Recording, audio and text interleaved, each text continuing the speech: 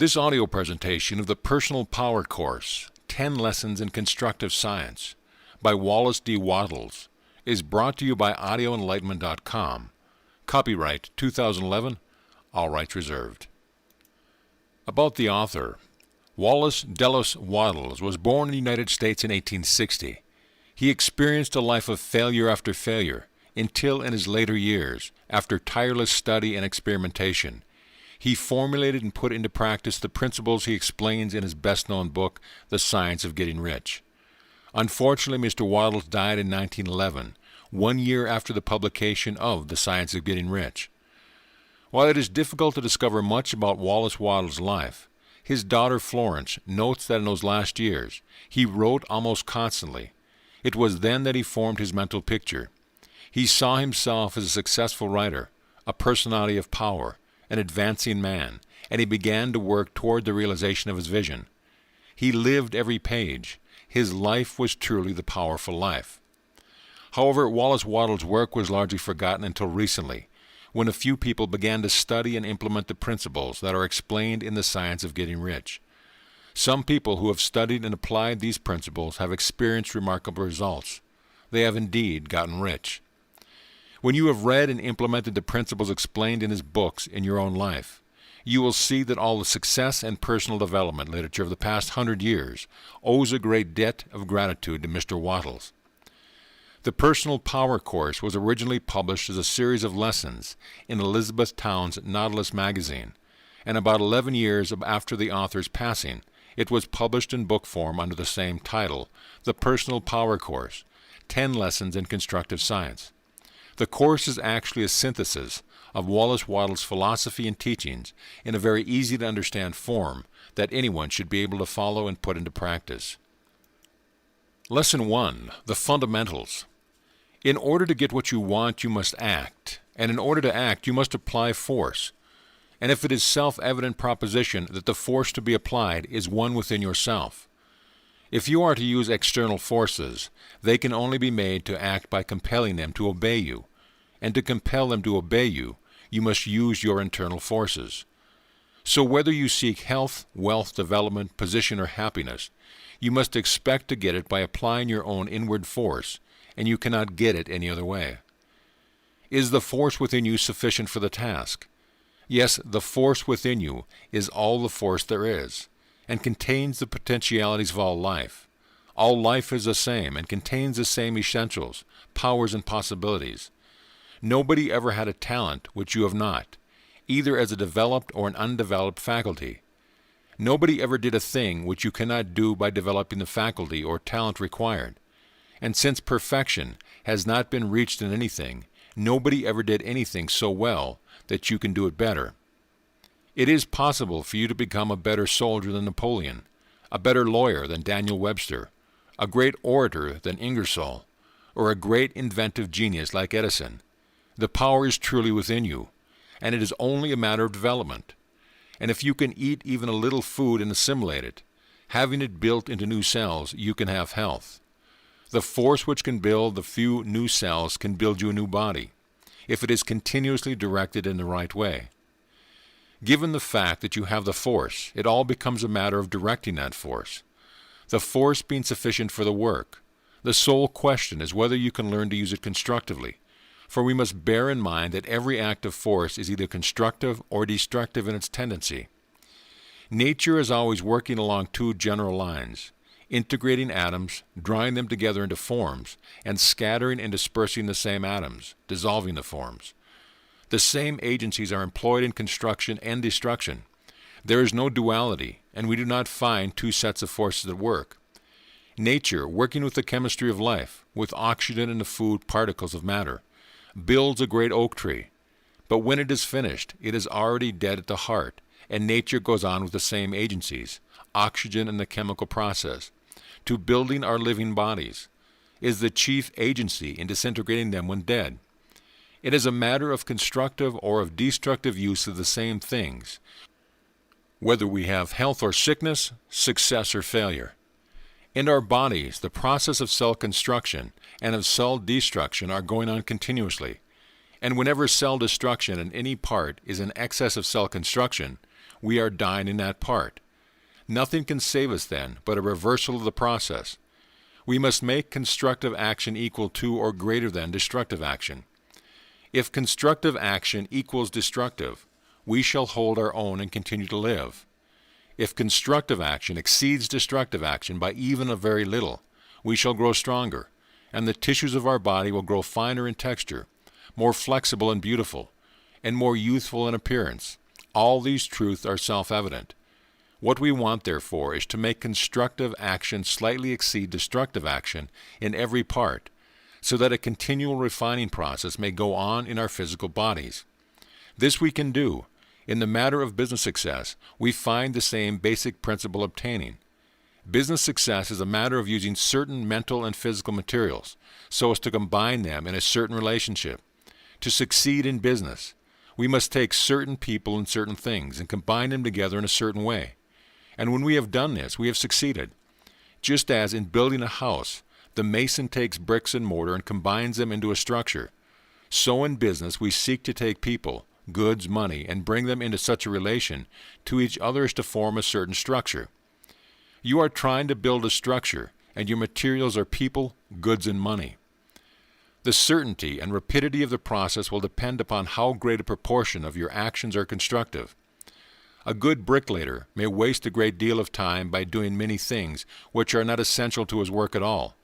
He can kill time in lighting his pipe, and in various other ways, and a poor bricklayer may lose by imperfect construction. Part of his work may fall down, or may have to tear it down, changing activity from the construction line to the destructive one. The best bricklayer is he who wastes no time in irrelevant and negative actions, and who loses none by destructive action, making every act distinctly rightly constructive. That is what you must learn to do in business. Make constructive use of every person and thing. In order to do this in his work, the bricklayer must have a pretty clear idea of what he wants to build. He must know whether he is working on a square house or a circular chimney. And in order to build your business structure, you must know what you want. Actions which would be constructive upon a building of one type would be destructive upon a building of another. If you are going to build a brick house, you will not buy lumber for a frame house, you will buy bricks. And the more clearly you have in mind the house you wish to build, even to its least important detail, the more completely you can provide the necessary materials, and the more definite and constructive you can make every action. I cannot lay too much stress on the necessity of wanting to do something, and in knowing what you want to do and what you want to be. You might as well put to sea without knowing which port you wish to make, as to start in life without a definite purpose. You cannot work constructively unless you have in mind to construct something, and you must have in mind a picture of that which you wish to construct. Aim high, but know what you are aiming at. Do not fire into the air. Hitch your wagon to a star, but know what star it is, and know why you hitch to it. What kind of structure would a bricklayer build who was not sure whether he was working on a circular chimney or a square cottage? We have now called your attention to the two fundamental facts. First, that you have within you the power to get what you want. Second, that in order to use this power constructively, you must know what you want. We now proceed to the third fact, which is that before you can act constructively, you must attain to a certain state of mind. We will assume that there are two general states of mind, which we will call the electrical and the magnetic. In the electrical state of mind, your personality resembles a highly charged electric conductor. There is a constant giving off of energy on all sides, most of which escapes, performing no work. Objects brought near at first violently attracted, and then is violently repelled. Action is sudden, powerful, and inconstant, therefore often ineffectual. The expenditure of force may be in any direction. There is no continuity of purpose. In the magnetic state, there is always an attraction of certain things, and always a repulsion of others. The action is fixed, certain, and always in the same direction. There is no leakage or waste of force. A magnet is a center toward which certain things are irresistibly impelled to move, and from which certain things are as irresistibly driven. So among men, the electrical person sometimes attracts and as often repels those whose friendship he seeks, but the magnetic person always attracts those whom he seeks to attract. The actions of the electrical personality are often destructive and disintegrating, but every act of the magnetic person is a constructive act.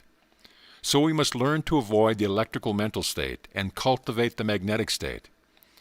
As physical friction generates electricity, so mental friction causes the electrical state of mind. Worry is mental friction, and the one and only cause of worry is fear. Where fear is present, worry is also present. It is all very well to talk of the uselessness of worry, the folly of it, and so on. And it is all very well to tell you not to worry, but you cannot help worrying, so long as you have any fears to the future. You can only eliminate worry by eliminating fear. You cannot get rid of worry by telling yourself that it is useless, foolish, and harmful. So long as you have fear, you will worry just the same. And you will have fear just as long as you have doubt or uncertainty. So long as you have doubt or uncertainty as to whether you will get well, you will worry about your health. So long as you have doubt or uncertainty as to whether you will succeed in business, you will worry about failure, and so on. Where there is no doubt or uncertainty as to the future health or success, there can be no fear. And where there is no fear, there can be no worry or mental friction. So long as there is doubt or uncertainty, there must be fear, and as long as there is fear, there will be worry, mental friction, and the electrical state of mind, resulting in destructive action.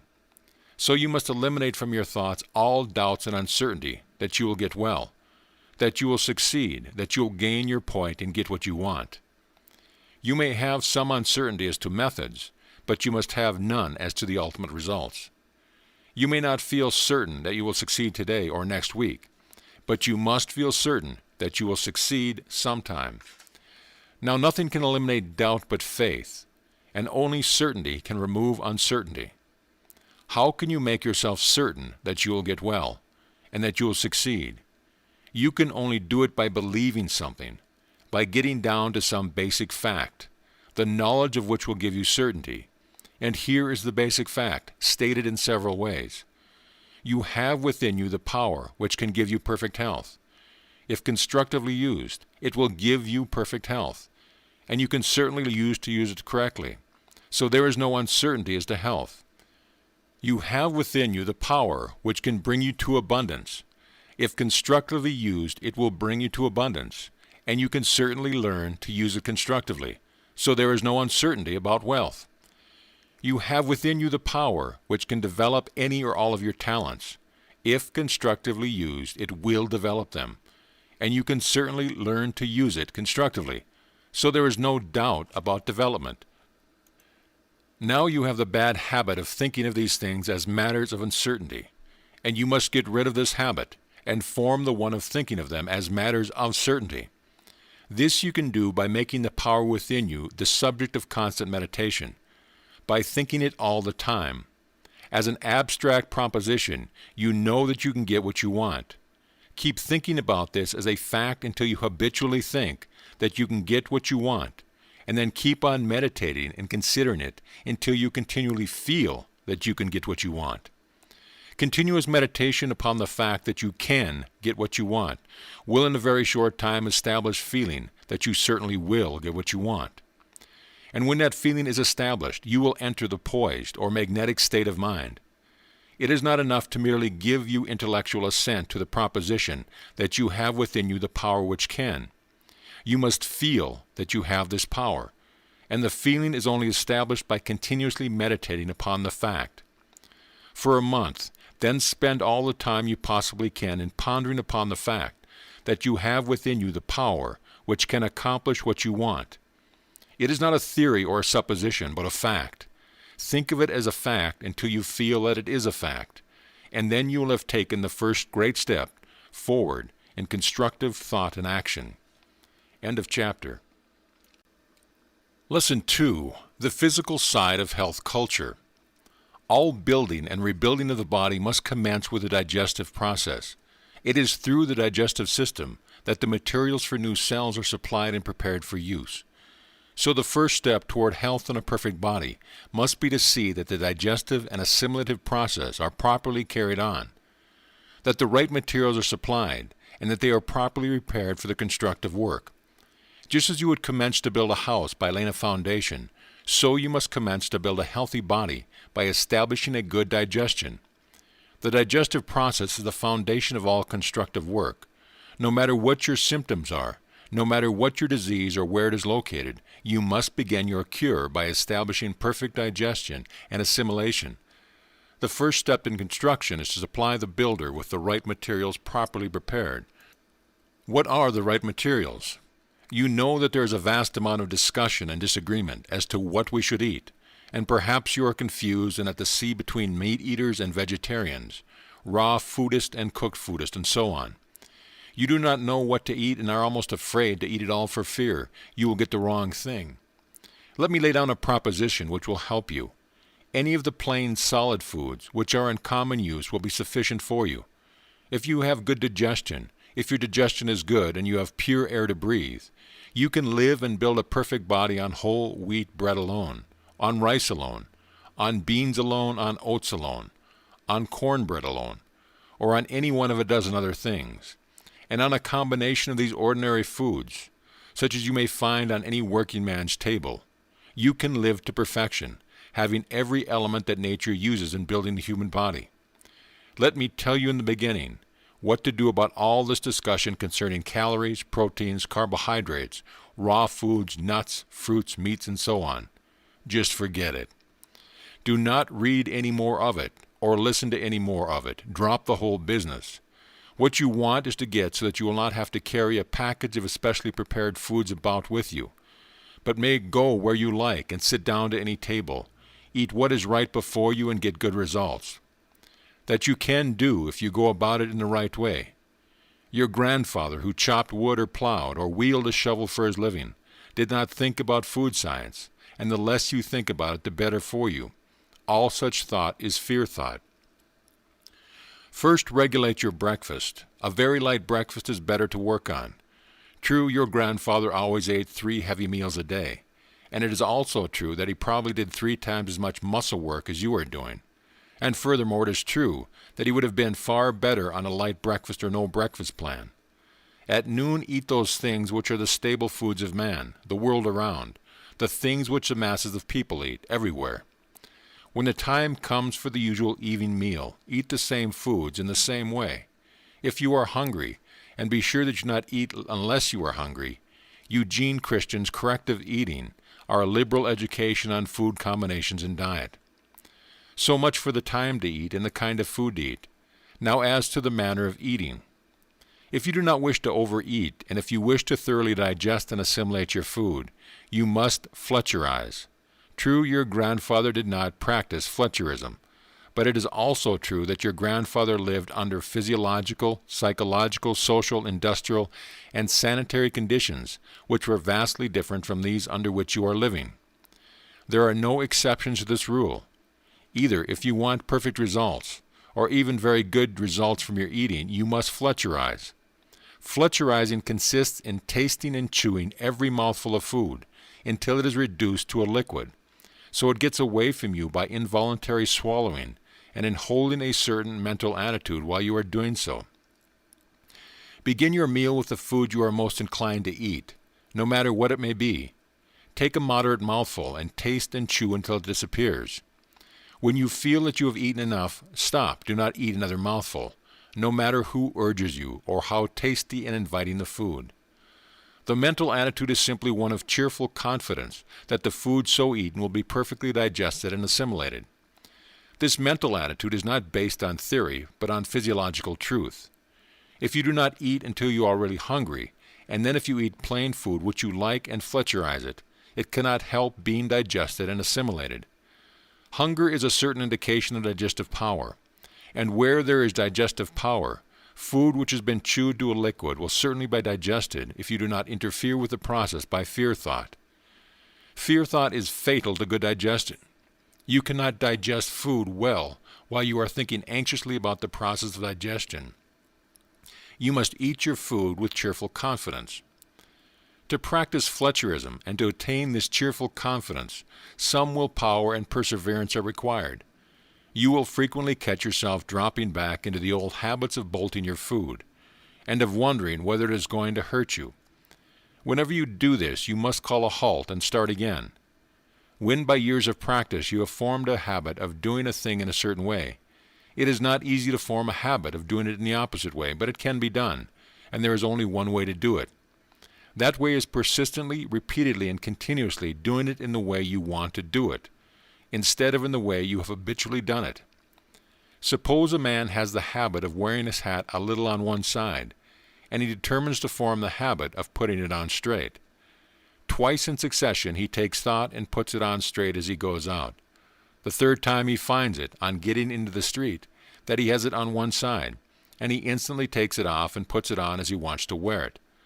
So day after day he makes a point of instantly straightening the hat whenever he finds it on one side, and by he has, by his continuous auto-suggestion, formed the habit of thinking of himself with the hat on straight, and he will never put it on the side again. Take notice that your success or failure in all things is at stake in this one matter. You are taking this course of lessons because you wish to become self-controlling. You wish to become master of your own destiny and to rule over your environment, instead of being ruled by it. How can you expect to control your environment unless you can rule yourself in the manner and method of eating? Right here on the adoption of the no breakfast plan and Fletcherism, you win or lose the whole battle.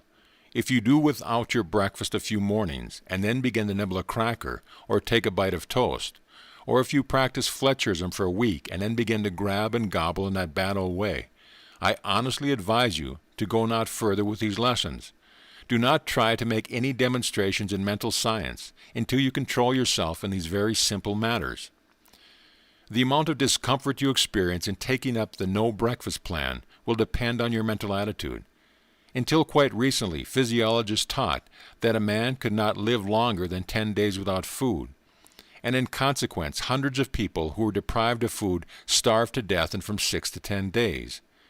Within the past decade, however, it has been demonstrated repeatedly that a person whose mind is properly trained can fast for 30 or 40 days with little loss in weight, and often with no apparent diminution in strength. This proves that the people who have starved to death in 10 days or less have died because they have been trained to believe that they must perish if they went beyond that limited period without food. If you believe that way, you can experience all the distressing feelings of incipient starvation in going without your breakfast.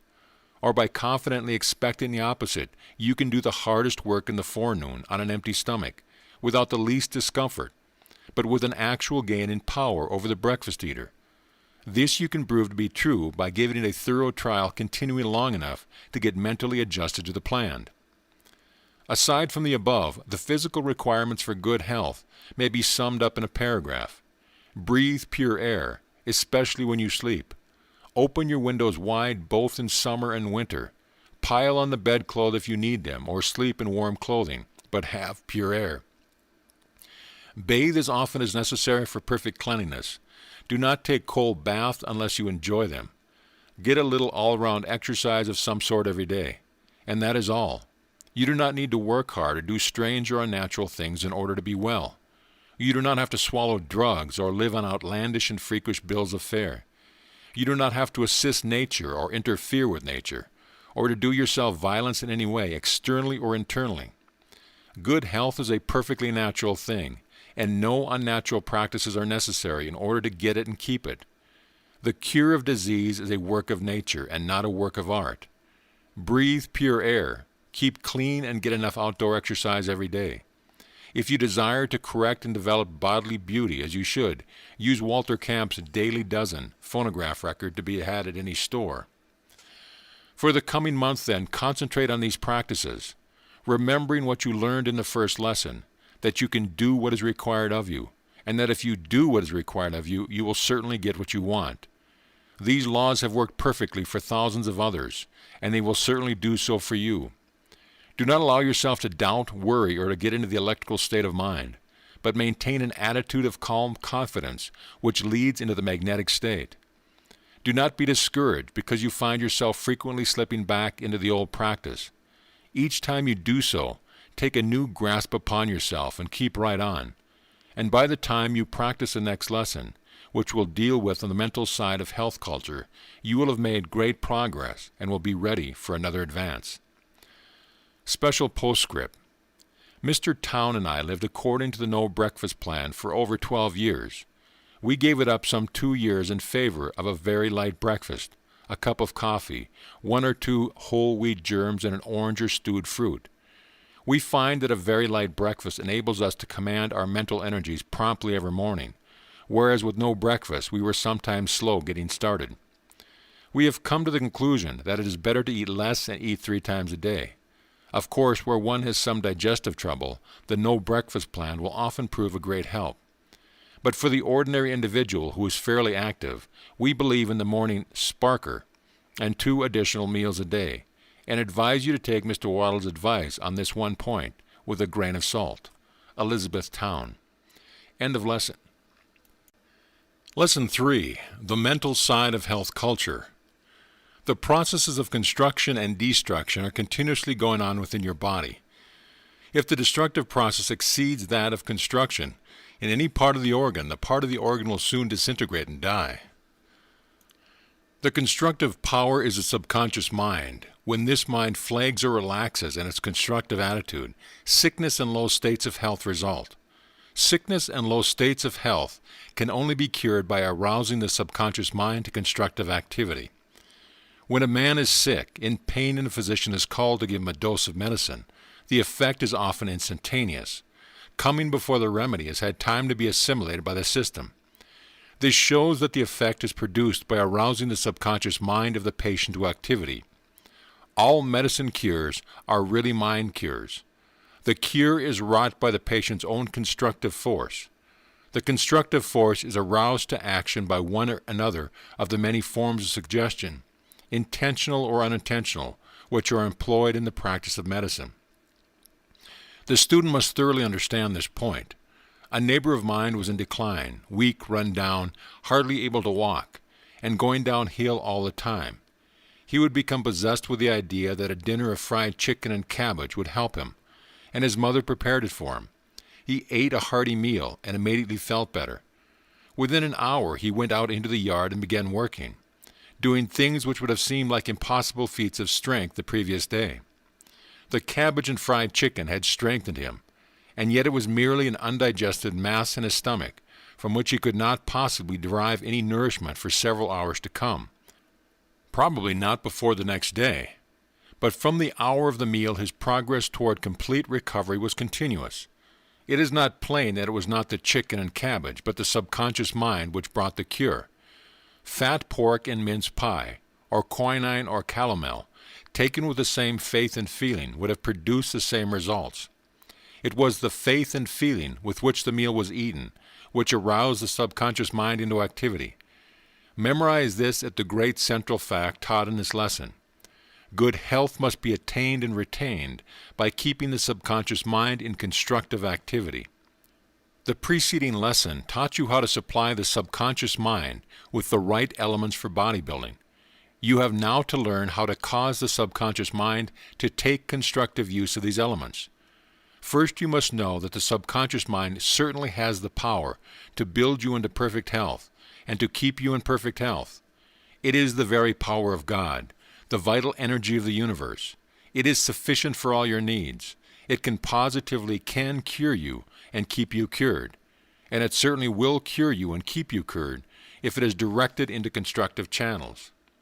There is positively no doubt or uncertainty about this matter. If your subconscious mind is aroused into constructive activity, it will cure you and keep you cured. The whole matter, then, turns on the question whether you can arouse the mind into constructive activity, and this you can certainly do. For all practical purpose, it does not matter what the subconscious mind is. It does not matter whether it is an inward extension of the objective or a conscious mind, or whether the objective is an outward projection of the subconscious mind. It is enough for us to know that it can be reached through the outer or conscious mind, and we do know this to be a certainty. If the inner mind is to be aroused into constructive activity, the activities of the outer mind must become constructive. That is all there is to it. It is the whole secret. A certain attitude of the conscious mind, persistently held until it produces faith, conviction, feeling, will cause the same attitude to be assumed by the subconscious mind. Objective states and attitudes under favorable conditions induce corresponding states and attitudes in the subconscious. The constructive attitudes persistently held in the objective will induce the constructive attitude in the subconscious. The states and attitudes of the objective are determined by the thoughts you think. Therefore, you must begin to think constructive thoughts. But it is not primarily the thoughts you think which affect the subconscious. It is the mental state and attitude resulting from your thoughts. In other words, the subconscious is not impressed by thought, but by faith and feeling. It is of no use for you to think superficially that you are well, or to affirm orally that you are well, if you believe that you are sick and feel that you are sick. You will not be well if you think you are well, but you will be well if you feel that you are well.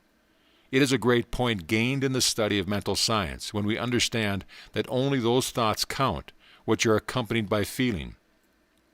You may superficially think that you are well and say that you are well without making any change in the attitude of the subconscious.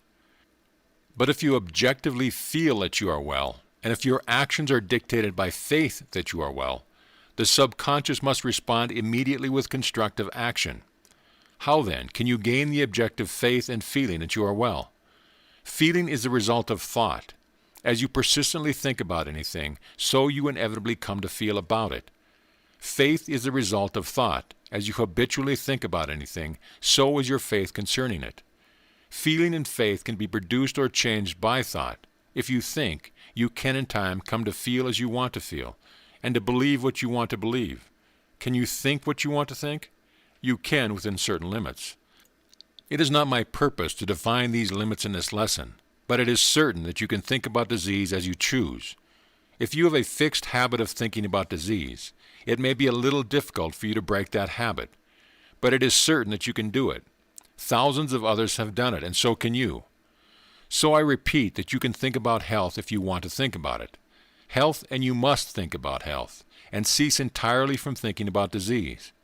If you are to arouse the subconscious mind into constructive activity, if you steadily think about health, you will certainly come in due time to feel that you have health, and to have faith that health is yours. And whatever you think with faith and feeling, the subconscious mind proceeds at once to externalize.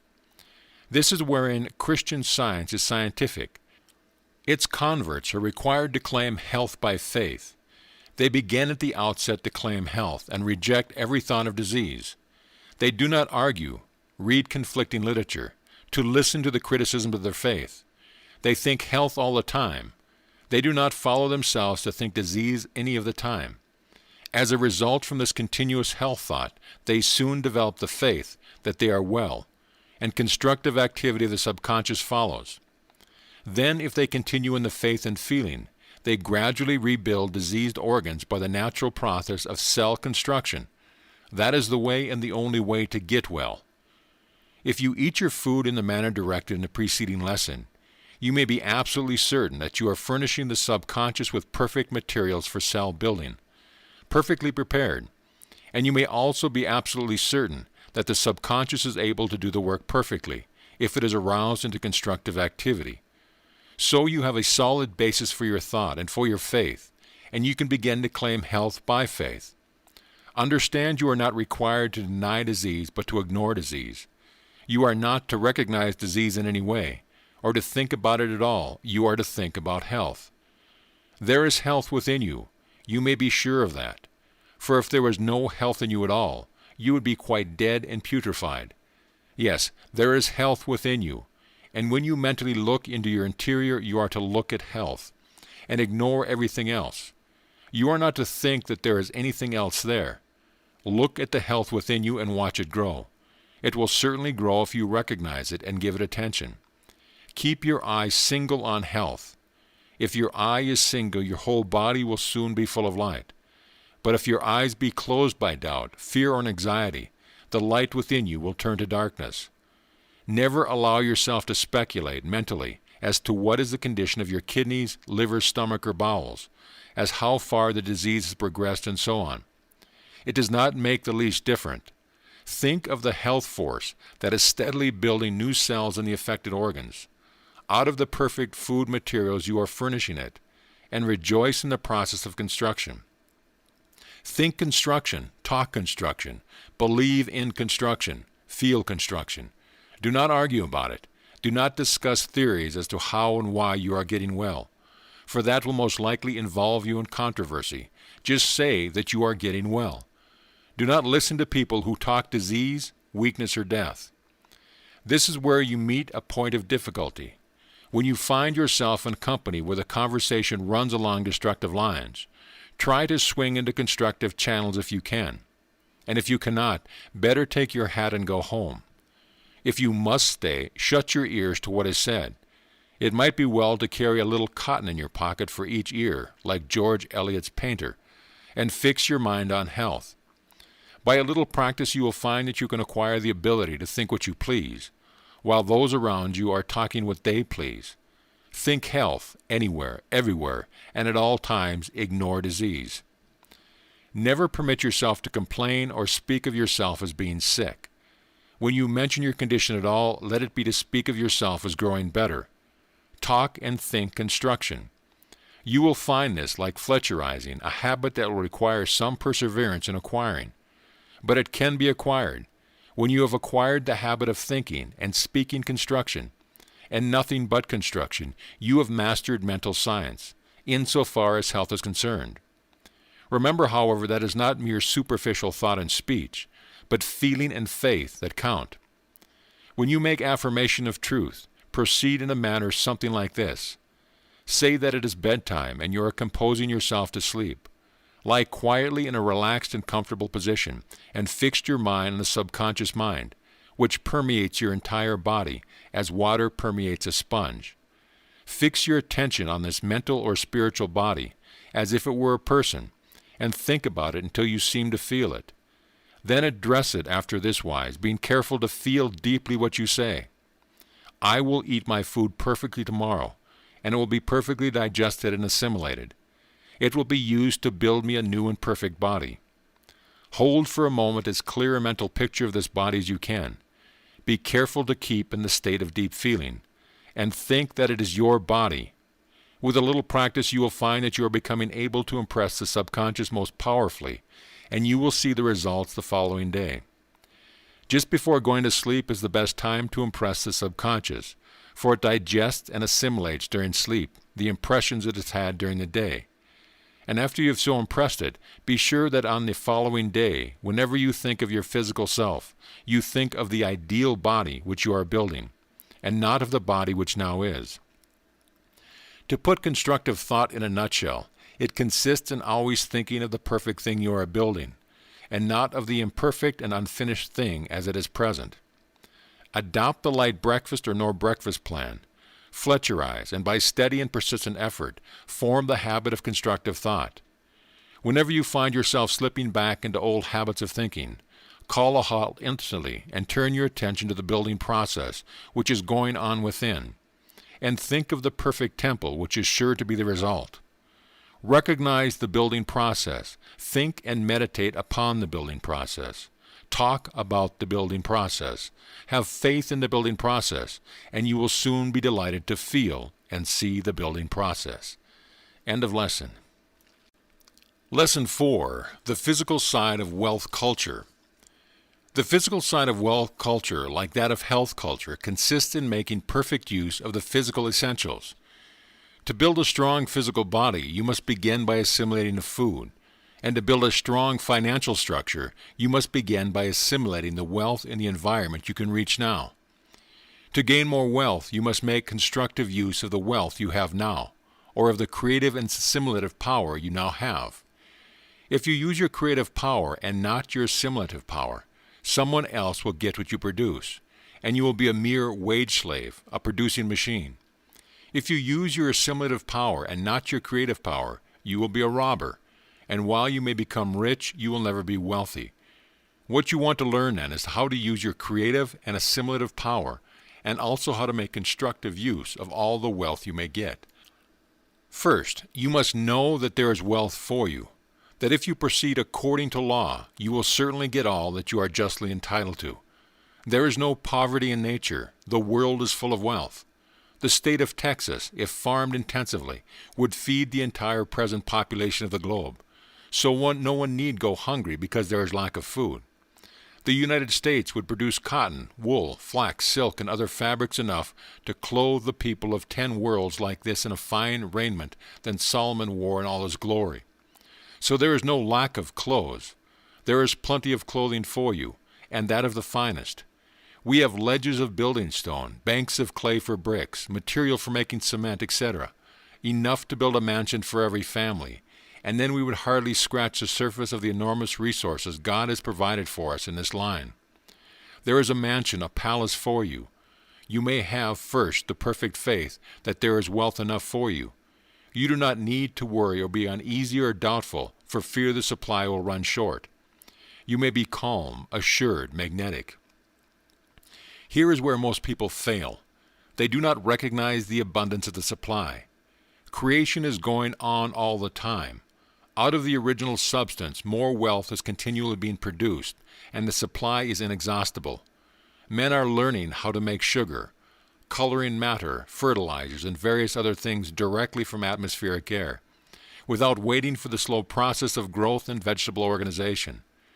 When we learn the process, we shall no doubt be able to create what we want directly from original substance at first hand, and until we learn that, we may control the creative process of nature as we will. You do not gain wealth by assimilating what others produce. You can produce what you need. You do not have to produce for others to assimilate. There is enough for them and you. You do not have to compete or fight or quarrel with others. You must get out of the competitive frame of mind, for the competitive mind is electrical, and you must get into the creative or magnetic frame of mind. And all that is necessary to this end is to know that there is limitless wealth, and that you are surely get yours if you obey the law. Firstly, in order to get into the magnetic state, you must know that there is all the wealth we can use and more, and that you will certainly get your share if you do your part and claim your share. Some people do their part, but do not claim their share.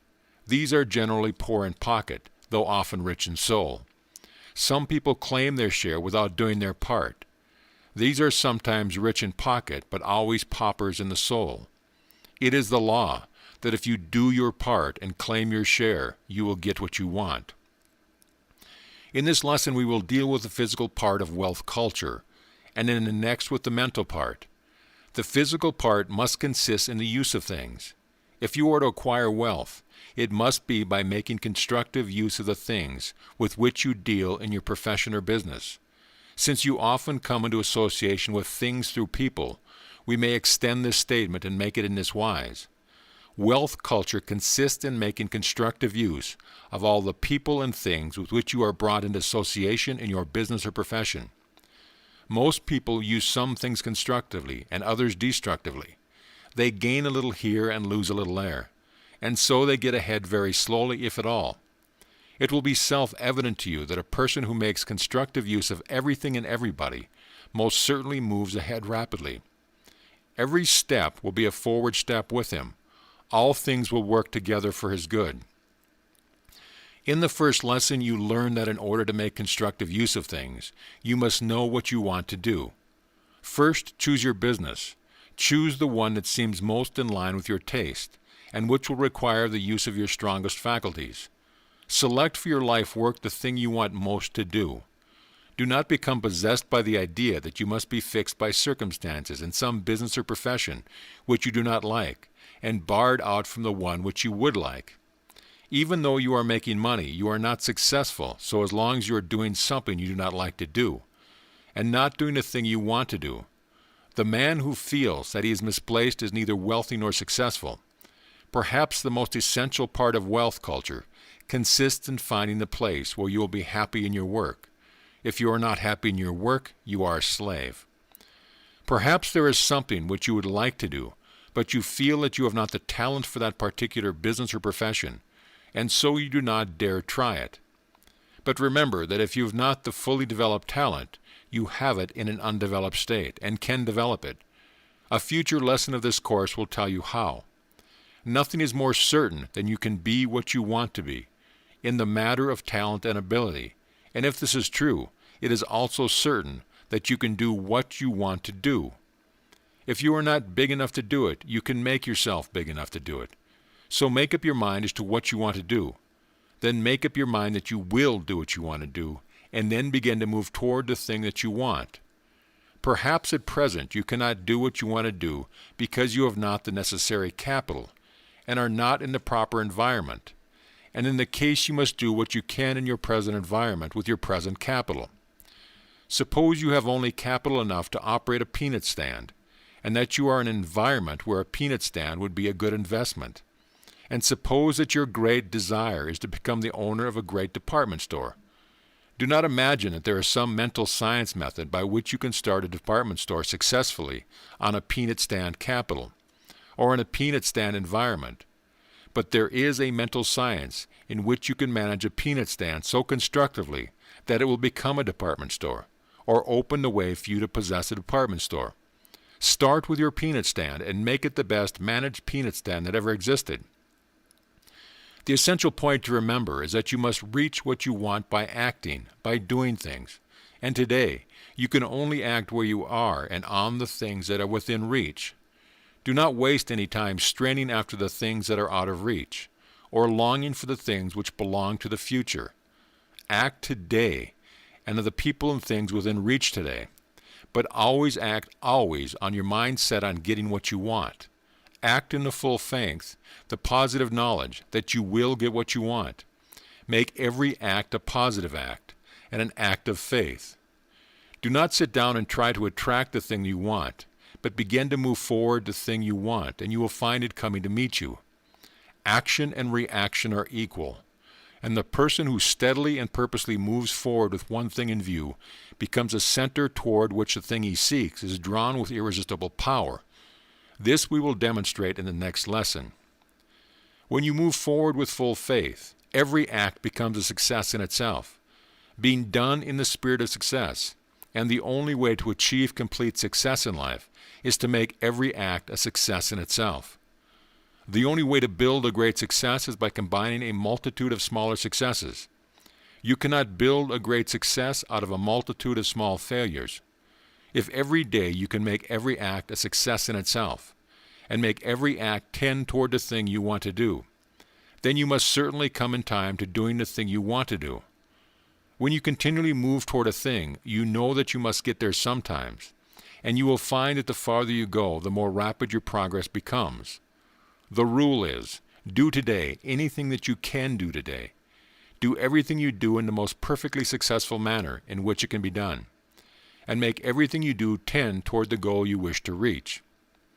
When you deal with a person in your present business, make the deal the most pleasant and satisfactory thing of the kind that has ever happened. When you meet a person socially, make the meeting the most delightful thing in his experience. When you do a piece of work, make it the most perfect piece of work that has ever been done since time began. But in all this, keep your mind fixed on moving forward the thing you want, and be certain that you will get it.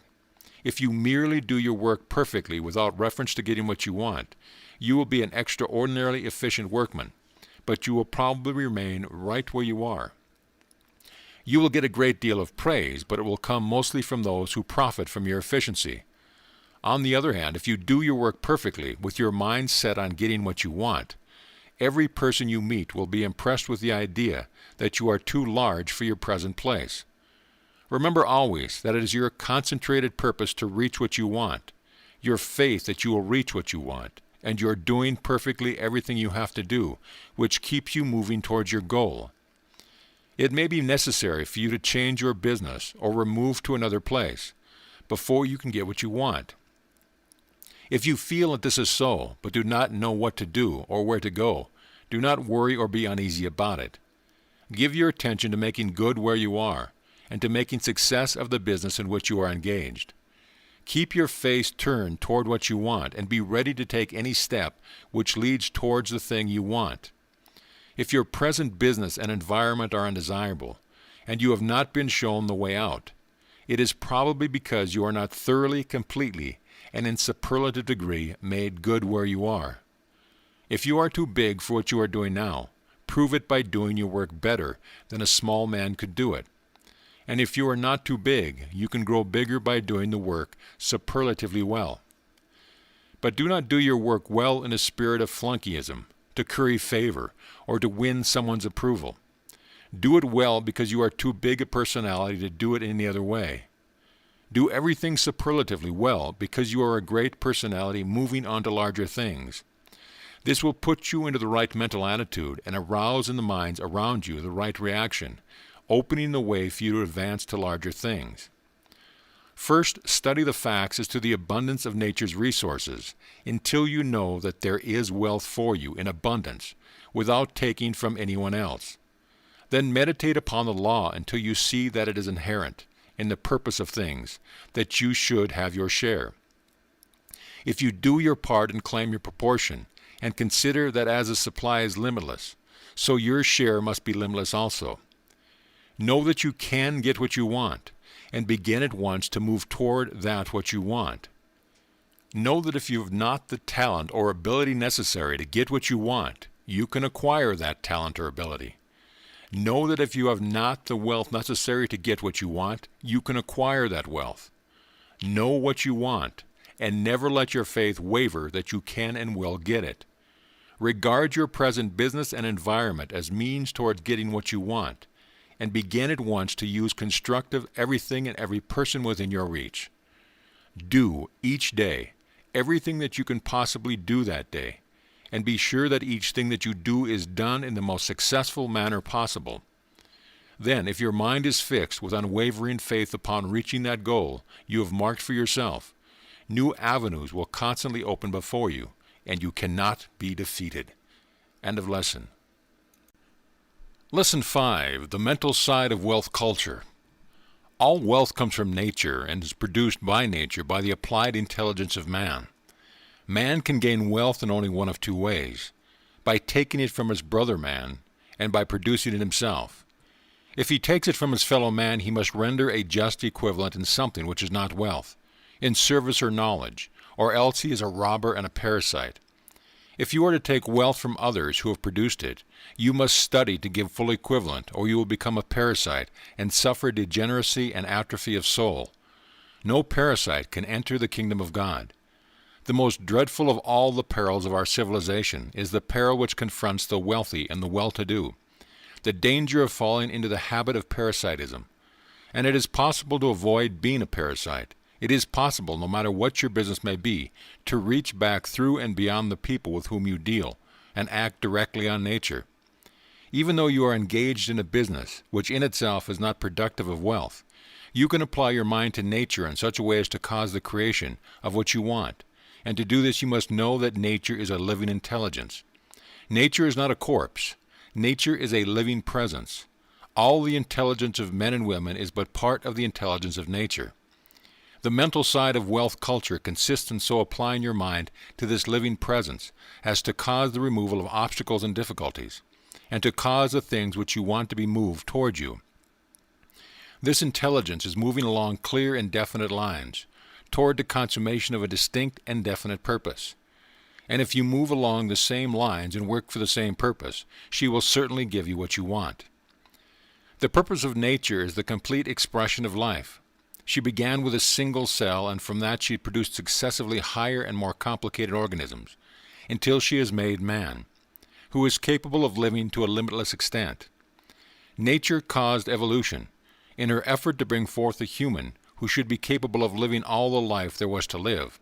She began human life with the caveman, only a little above the brutes, and she produced successive generations of men, each a little higher than the last, and capable of living a little more. She began human society with slavery, and has brought it up through feudalism to capitalism, perfecting the system of wealth production so that men might be able to live much. And now she was going on to perfect the system of distribution, that all men might live much. And now she was going on to perfect the system of distribution, that all men might live much. She has already perfected the system, so far as men and women who are willing to perform the labor of sustained and consecutive thought are concerned. The purpose of nature, as revealed in all her works, is the continuous advancement of all life, in complete being. The purpose of nature for you is that you should live all the life you are capable of living. But you must be careful not to get a one-sided conception of life. Life means all-around living. It does not mean mere physical indulgence, a denying of the mind and spirit for the body's sake. Nature never intended man to live this way. It does not mean selfishly living for intellectual growth and pleasure, denying the soul and body for the mind's sake. Nature never intended man to be a mere power-hunting intellectual vampire. It does not mean pure altruism, living solely for the soul, denying both mind and body, sacrificing oneself for others. That sort of life is as morbid and unhealthy as either the foregoing. Nature intends you to live all around, to exercise every physical function naturally and pleasantly, to exercise and gratify your mind and to use your soul. What nature requires of you, and all she requires of you, is to live in every way, all the life you are capable of living, without lack anywhere, and without excess anywhere. It must be so, because we see that the purpose of life is complete life. If your purpose is to live, and if for this purpose you desire wealth, and if your desire is to just and high enough to deserve wealth, nature will begin to move toward you in all her works, as soon as she becomes conscious of you. What you have to do is make yourself known to her, to impress her with your desire. And you impress her only by your faith. You cannot so impress intelligence by doubt or fear that it will move toward you. When you impress doubt and fear upon surrounding intelligence, they invariably move away from you. And when you impress them with faith, they invariably move toward you. If you can hold unwavering faith, you can so impress nature that she will give you all that she desires you to have. And she desires you to have all the wealth that you can use for the living of all the life you are capable of living. No matter who may theorize to the contrary, wealth is necessary for the living of a complete life. It may not be necessary to the living of a spiritual life or an intellectual life, but it is necessary to the living of a complete life. Now you may see where we stand. You must get faith, and faith comes by perceiving facts. Here are the facts. Nature is a living intelligence, and this intelligence is all-powerful through all her works. This intelligence is moving in all toward complete living, and so must certainly give you all the essentials for all the life you are capable of living. This intelligence is made conscious of you and aroused to cooperation with you whenever you begin to move forward with perfect faith. These are the facts, and they are indisputably true. Know that they are true, and know that they are going to get wealth, and that you are getting wealth. Turn back to the preceding lesson and read it again, and then move forward as it directs you, in the absolute certainty that you are getting what you want. Have no doubts as to your ability. Know to whatever you lack can be developed. Have no doubts as to the power outside yourself. Know that the intelligence whose manifestation nature is all power. Have no doubts as to the willingness of nature to give you what you want. Know that her purpose is complete life for every living thing. All the wealth that is necessary for the living is yours. Know that, and know that nothing can prevent you from getting what is yours, if you move forward with faith to take possession of it. When you take this line of proceeding, these results will follow. First, you will get out of the electrical, doubtful, uncertain state of mind, and into the poised, confident, magnetic state. You will begin to be able to judge between constructive actions and policies and destructive actions and policies. This is where the electrical person, who lacks in faith, fails. He makes too many mistakes. He does too many things which are destructive in their tendency. He cannot classify his actions into constructive and destructive, because his judgment is made imperfect by fear. Get the faith described above, and you will soon become known as a person of good judgment. Because you will judge by intuition and inspiration from the great intelligence, you will have a perception of truth, just like that of Abraham Lincoln and others of the Illuminati. You will make a few mistakes, and when you do one, you will be able to avoid ill effects and turn it to advantage. But the results of your faith and action will not be, all of them, within yourself. You will become conscious that a power outside of you is moving in your behalf. You will find that people and things are arranging themselves of their own volition, in such a way as to help you get what you want. Obstacles will be removed from your path and favorable combinations of circumstances made. People who have never heard of you may be brought long distance to do something which is necessary to your advancement. People who seem to be in your way may be transferred to other fields. Most remarkable things may happen along this line. Most remarkable things certainly will happen if you move forward with unwavering faith, doing in a successful manner everything that is possible, every day, and keeping your goal of perfect life in view. Nature positively will give life to those who obey the law. Nature must do so, for that is the purpose of nature. No obstacle which appears to confront you need to discourage you in the slightest degree.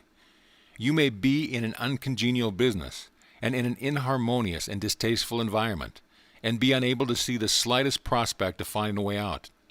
In the most sordid surroundings, you may be looking for rest, travel, books, arts, music, love, and while you know that all these are absolutely necessary to the living of a real life by you, the possibility of getting them may seem as distant as the stars. But the difficulty is only apparent. The same intelligent power which brings Halley's Comet back into our solar system after an absence of 70 years will bring you toward what you want.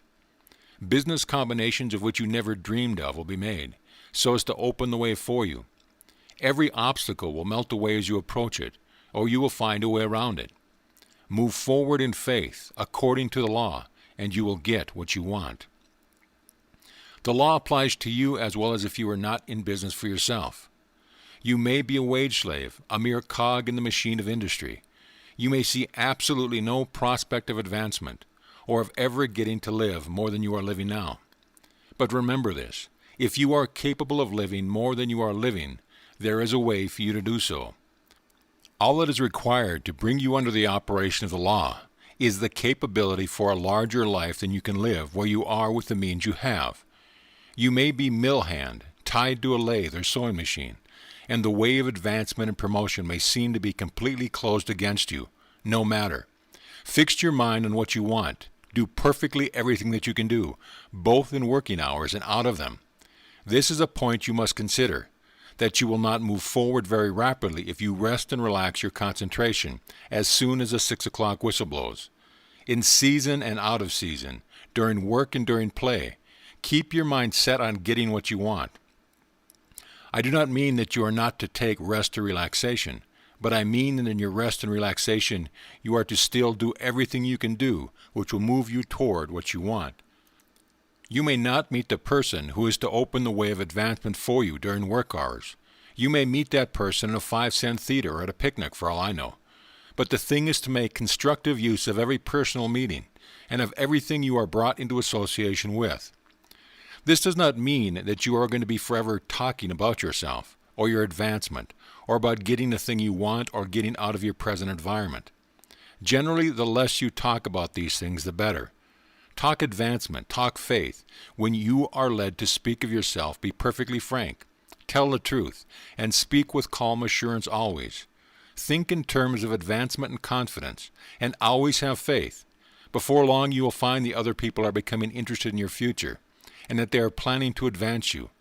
The writer of this lesson once came to the point where the possession of a typewriter was an absolute necessity to the continuance of his work. And at the right time, the typewriter was purchased and freely given for the cause by a man who 24 hours previously had been an entire stranger, and who accidentally, as it appeared, learned of the need. This is the way things will happen to you if you come under the operation of the law. You see that the essentials for wealth getting seem finally to be reduced in number to 2, absolute and unwavering faith, and making constructive use of everything, and of every person in your present environment. The two must go together. Napoleon, with all his ability and all his skill in bending men and circumstance to suit his purpose, would never have made himself master of Europe but for his unshakable faith in his destiny, and he would have never mastered Europe by his faith without continuous action. Know what you want. Know that you can get what you want. Know that you will get what you want. Make every action a success in itself, and do not omit any action which tends to bring you toward that which you want. Follow closely and continuously the direction given in this and the preceding chapter, and all that you can use for the living of all the life you are capable of living will certainly be yours. End of lesson. Lesson 6. The development of talent. All life is the same, comes from the same source, and contains the same possibilities. In the subconscious of every person is the power that can, but the present application of the power depends upon development of faculty. The power that can produce music is inherent in the subconscious of every person, but in very many persons the power is denied expression because the musical faculty is not developed. The power to paint beautiful pictures is inherent in the subconscious of every person, but in most persons the power is denied expression for lack of training of the objective faculty or talent. The power to conduct great commercial enterprise and to originate wonderful inventions is inherent in the subconscious of every person, but in the majority is hampered by lack of training and development of the objective faculty or talent. All power is given to the subconscious, but without objective training or the development of talent, the subconscious is like a skilled workman without tools. It can do nothing, or can work only in a clumsy and ineffective fashion. It is the development of talent or faculty which makes subconscious power effective. Every talent or faculty finds its expression through some particular section of the brain, and the development of the talent, or the power and ease of the action, is in proportion to the fineness and number of active cells in its own particular brain area. A child born with a large number of fine and active cells in one section of the brain will be a natural musician. One born with the same condition in another section will be a mathematician, and so on. The musical ability, or the mathematical ability, or the oratorical or artistic ability are the same in all cases, but the ease and power of expression will depend upon the number, fineness, and the activity of the cells in the particular brain area involved. It is a correct expression to say, "I have no musical talent," if you speak of the power to express yourself in music, but it is not correct to say, "I have no musical ability," if you speak of the potential power to cultivate expression. You have as much musical ability as anyone, but it may be a much longer and harder task for you to develop talent than if you had been born with a good start in that direction. The development of talent is a matter of multiplying brain cells and increasing their activity, and this is accomplished by turning the energy of the subconscious to the work. And in the beginning, let me remind you of what you learned in the second lesson, that the subconscious cannot work unless it is supplied with proper materials, perfectly prepared. You cannot build fine and active brain cells with partially digested food, so the first step in the development of talent must be to adopt the no breakfast plan and begin the practice of Fletcherism. Give to the subconscious the finest and most perfectly prepared materials, and it will manufacture the finest and most perfect cells in whatsoever part of the body it may expend its power. Having supplied the subconscious with the right material for brain building, the next step is to direct its energy to the proper section of the brain. It has been taught that the best method of doing this is to concentrate the attention upon that section of the brain for the considerable period of the day, thereby increasing the circulation of the blood, the nerve action, and consequently the nutrition and growth. But our better acquaintance with the matter shows us that this process is unnecessary. The process of sitting several times a day for concentration upon various sections of the brain soon becomes burdensome and monotonous, and it is found to be unnecessary. There is a better and more natural way. The development of talent is accomplished by obedience to the same law which governs all other development and attainment. Do what you can do today, and do it in the most perfect manner possible. And when you can do one thing perfectly, it will give you the ability to do a more difficult and complicated thing tomorrow. It is a self-evident proposition that all growth and all advancement must come by obeying this law. If you can do the work in your present position only in a feeble and imperfect fashion, you certainly could not make good with the larger and more complex tasks of the next higher position. It is not merely doing what you can do today, but doing it perfectly that causes development. It will be seen by what is said above that the development of talent is, in part, a physical matter. The section of the brain used in expressing the particular talent must be cultivated. Now the cultivation is like that of any part of the body. It is done by exercise, taken in the right mental attitude. The benefit of exercise depends mostly on the attitude of mind in which it is taken. Exercise builds up the athlete, and when it is called work, stiffens and cripples a laborer. Play will make a child grow healthy and happy, while the same or less exertion in the monotonous work of a cotton mill would soon kill the same child. It is mostly a matter of mental attitude in which the work is done. The exercise of a faculty causes innervation of the brain area involved and causes an increased flow of blood to that section. So the brain cells are quickened to activity and new ones are created. If effort is made to do the work in hand perfectly, the capacity is tried to the utmost, and an imperative demand is made for more power and for rapid creation of new cells.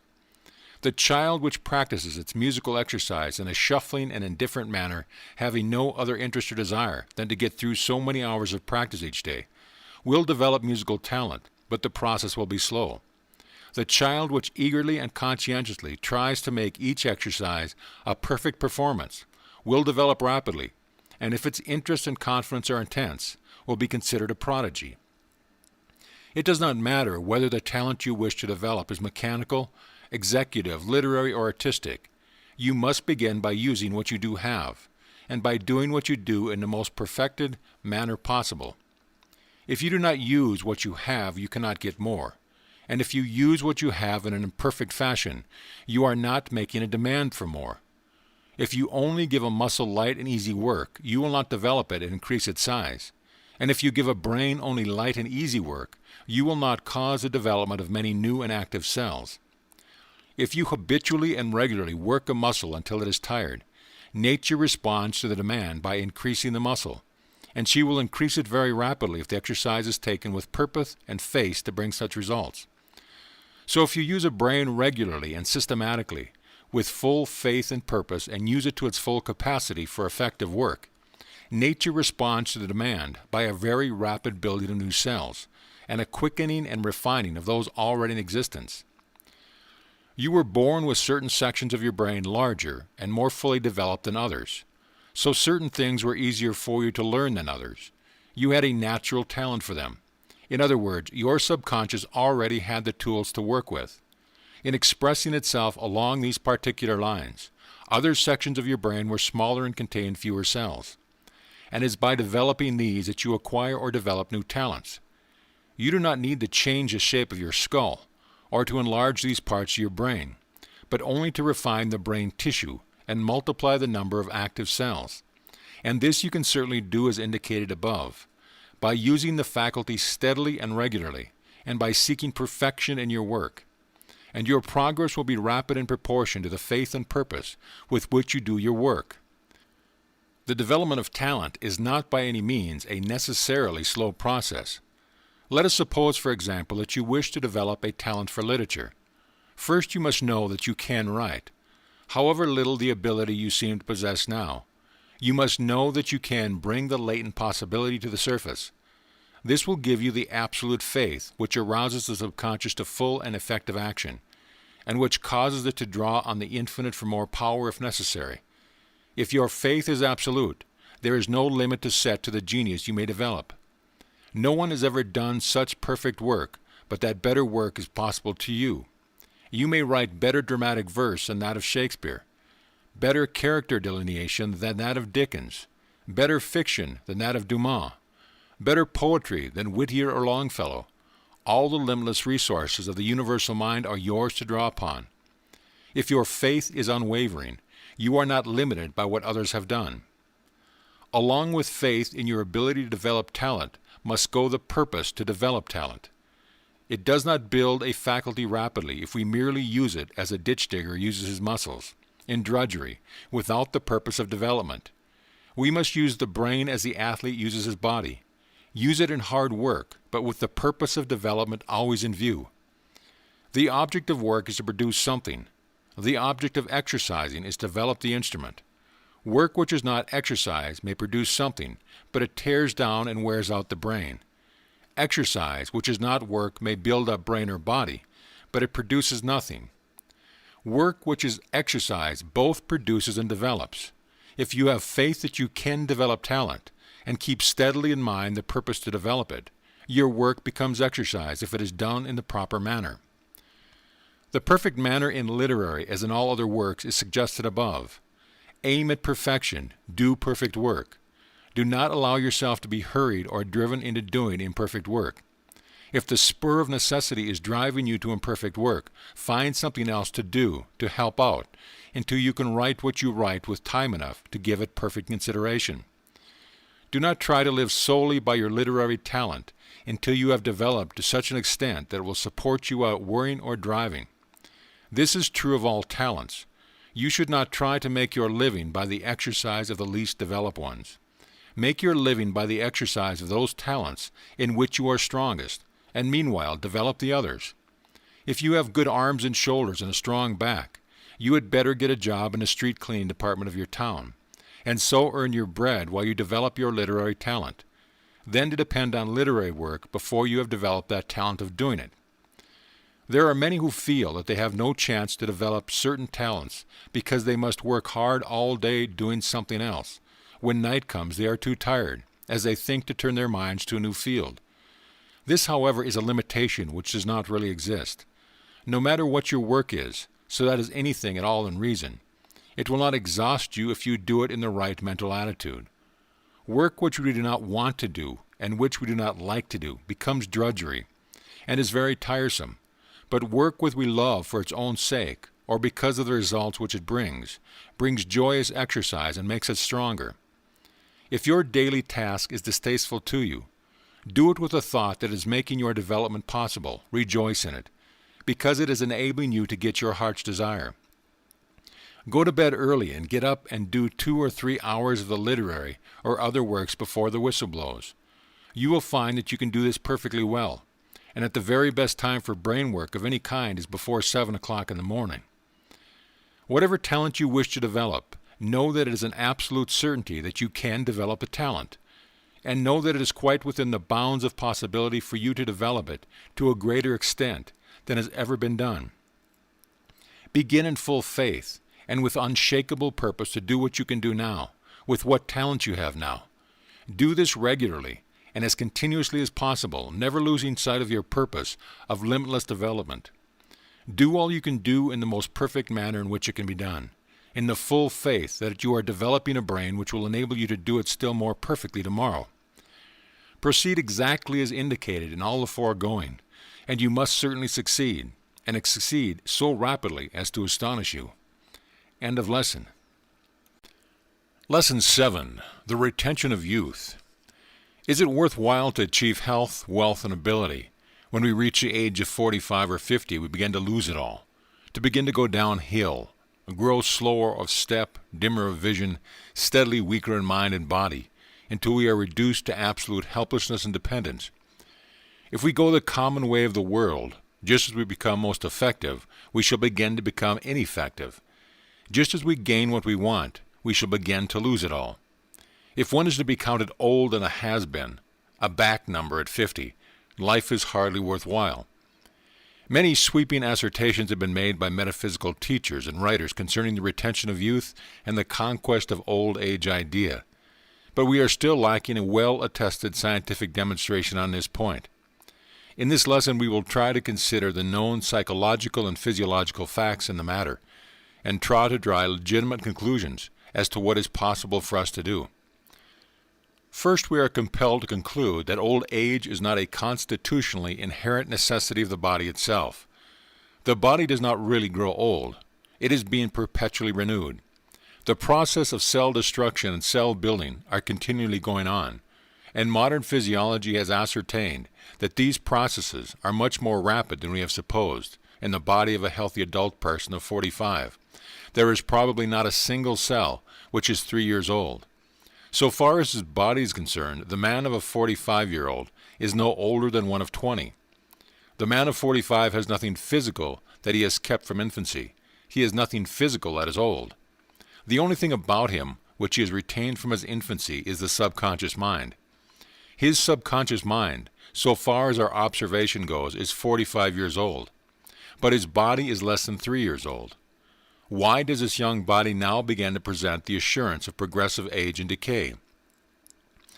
The subconscious mind has built the body from infancy, according to the impressions it received before birth.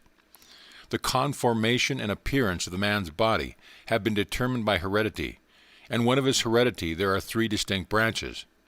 First, there is the heredity of life, which comes from God and the Supreme, and in this must lie the power to change and set aside all other heredities. For the source of all must be greater than all. Second, there is a hereditary received from the race as a whole. It is this racial heredity which gives us a general idea of old age. For countless centuries, men and women have begun to present the appearance of age at approximately the same period after birth, and the belief in the inevitability of a progressive physical and mental decline, beginning somewhere between 40 and 60, has been firmly fixed upon the subconscious minds of the race, and is automatically transmitted from parents to children. How the limit of life came to be fixed at about 70 years, I do not know. But there is no physiological reasons why it might not as well have been fixed at 500 or 1,000 years. It appears to be wholly a matter of subconscious impression. The third branch of heredity is that received from our immediate parentage. It is this heredity which gives us the individual variations as to the time and manner of our growing old. Some people begin to show signs at age of 40, and others not until 60. In some, the indications take the form of gray hair and failing sight, and in others we see wrinkles and loss of flexibility and so on. In some, the mental faculties remain unimpaired until the end, while in others they begin to fall out half a century, and all these variations are the result of subconscious impressions received from the immediate ancestry of the individual and from his environment. This, then, is the phenomena which confronts us. We see the body is continuously renewed up to a varying point, which we call middle life. And after that period is reached, we see that the process of renewal does not keep pace with that of destruction. There appears to be a gradual but constant decline in power.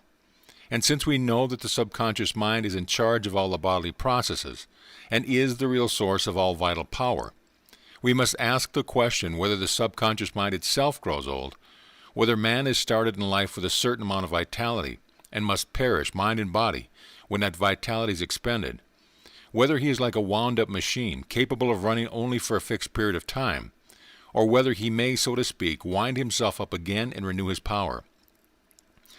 The latter hypothesis appears to be in accord with the facts. We see sick people, whose vitality seems to be almost entirely gone, take a new start and build themselves up into robust health and strength. We see people who present all the signs of old age, take up physical or mental culture, and apparently renew their youth. We see in many ways the demonstration of the claim made by Professor James, based on the phenomena of the second wind of the athlete, that man has an unknown and apparently limitless reservoir of vital power upon which he may draw, when he learns how. Seen in taking into account all these phenomena, we come to the conclusion that man does not grow old at 50 or 60 because his vitality is exhausted and he cannot renew it, but because the renewing process has been suspended by the subconscious in obedience to the racial impression it has received. And if that be true, it follows that if we change the impression, we can change the period of old age, or do away with it altogether. The logic of this conclusion appears to be impregnable, so completely that it is admitted even by materialist physicians and physiologists, who say that there is no physical reason why man should not retain youth and life indefinitely. If there are no physical reasons, there can only be mental reasons, and the mental reasons can be removed if it is possible to change the mind. We come then to the crux of the whole matter and the question whether the racial and ancestral impressions of old age can be removed from the subconscious, and the impression of perpetual youth and continuous renewal put in their place. Theoretically, we know that this can be done, because we know that the subconscious can be impressed in any desired way. But practically, we find the matter in hand to be one of unusual difficulty. The idea of old age has been fixed upon the subconscious by racial thought and experience for countless centuries, and it is so firmly embedded as to seem almost a part of the very texture of the mind itself. It will not be removed by a few repetitions of the opposite idea. When the individual sets himself against the mighty tide of a racial experience in which all men and women have shared for 100,000 years, he undertakes no light task.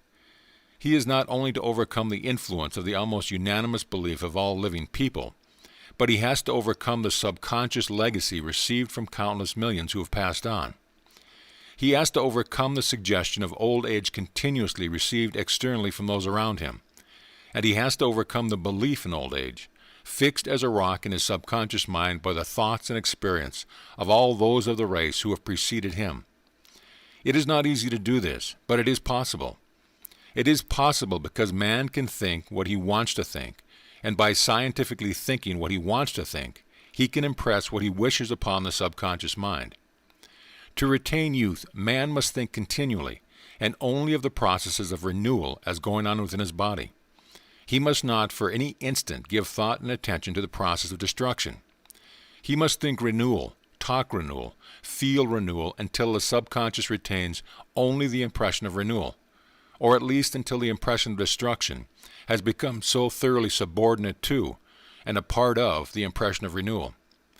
He must absolutely close his eyes to the appearances presented by the environment. He must not see age, decay, or senility anywhere in the person. He must think in terms of construction, the destructive process of nature. Even though there may be but a necessary prelude construction, he must ignore at all times, and under all conditions. He must be active to stamp out his subconscious mind the thought that his body is being renewed in every part. It must be his sole thought concerning his physical organism, that it is being perpetually renewed, through and through. He must hold this thought of perpetual renewal so steadily, continuously, and with deep and sustained feeling, that it will supersede in the subconscious the impression received by the racial experience of the centuries. This matter of feeling is most important, for as we have more than once explained in this lessons, it is only those thoughts which are accompanied with deep feeling that reach and impress the subconscious mind. To impress the subconscious mind with the idea of perpetual youth and renewal, you must feel young all the time, and to do that you must act young. You must not adopt the customs and mannerisms of old age. You must exercise and play like a young person. You must look upon the world and all it contains from the viewpoint of a young person. Otherwise you will inevitably come to feel old, and if you do, you certainly begin to present the appearance of age. Get the viewpoint of a young person and be careful to keep it. Mentally take and hold the position of youth. It is not necessary that you should be frivolous or undignified, but it is absolutely essential that you should act and feel young. If you do not class yourself with the young, you will certainly class yourself with those who are older. And that is admitting the old age idea, and will lead to your classing yourself among the down and outs. Hold the mental attitude of youth, and take the physical attitude of youth. If you would do this, you cannot take life too seriously. You must play a great deal. Normal youth is always ready to play, and the person who feels young seeks play and amusement. If you are a young person, you will not only want more staid and quiet mental pleasures, but you will seek for physical sports, games, and outdoor enjoyment of the strenuous kind. How can you retain the mental attitude of youth if you say, "I used to play tennis or golf or baseball, but now croquet is strenuous enough for me"? That is equivalent to saying, "I am a has-been." You must play those games which require activity and flexibility of the muscles. That is the only way in which you can retain activity and flexibility. If you are to hold the frame of mind required, you will have to drop exercise and put play in its place. You do not wish to admit that you are taking exercise to retain your youthful vigor and flexibility. You simply play because you are young and so enjoy playing. Be careful that you do not get into this mental attitude, "I am growing old, but I will make believe that I am young." The truth is that you are young. There is not an old cell in your physical body, and your mind is a mere infant, so far as duration is concerned. Youth is to be retained not by a skillful and strenuous make-believe, but by steady recognizing the fact and refusing to be misled by the appearance. The old age of the body is an appearance, brought about by a deeply stamped but erroneous subconscious belief. If the opposite subconscious belief is established, the appearance of old age will be supplanted by the manifestation of the truth of youth. And to accomplish this, you must take objectively the attitude of youth. You must think youth and feel youth. You must mentally recognize and dwell upon the process of constructive renewal until the subconscious is thoroughly foiled and permeated with the thought of it. How much can you accomplish? Can you retain youth indefinitely? Well, some people are accomplishing a great deal in that direction.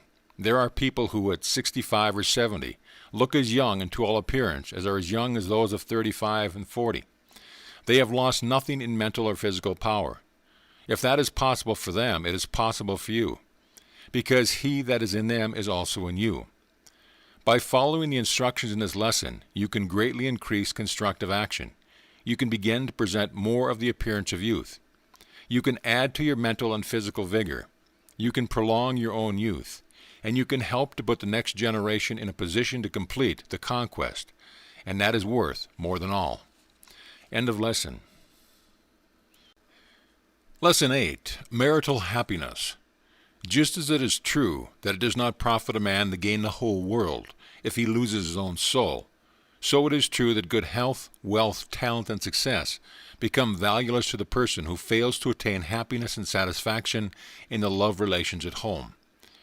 To live in happy love relationships with those near to us is the one thing needful. Failing to accomplish this, we fail in all. Health, wealth, talent, and success are, to a very great extent at least, without value to a person whom nobody loves. How to get what you want in love is, then, the most vitally important of all studies in attainment. We know that love exists, and like all other things, has a beginning in every case. And we know that if it has a beginning, it must have a cause. There may be a love which always existed, and which is the great uncaused cause of all things. But love between finite persons did not always exist. It came into existence at some more or less definite period, and it must have had a cause. There are some loves, like that of a mother for her child, which seems to be instinctive and part of our nature, but the love which makes and holds together the family and social circle, the loves of wives and husbands, of brothers and sisters, of neighbors, associates, and friends, all these have a beginning, and must be the result of a cause. And if so, the cause must be practically the same in every case, for it is a law that like causes always produce like effects. If we can find the cause of love and apply it, we shall be able to produce love. So we must go in search of this cause. At the outset we discover that it is always something in the recipient, in the person of whom the love is bestowed. One person does not love another unless he sees something to love in that other.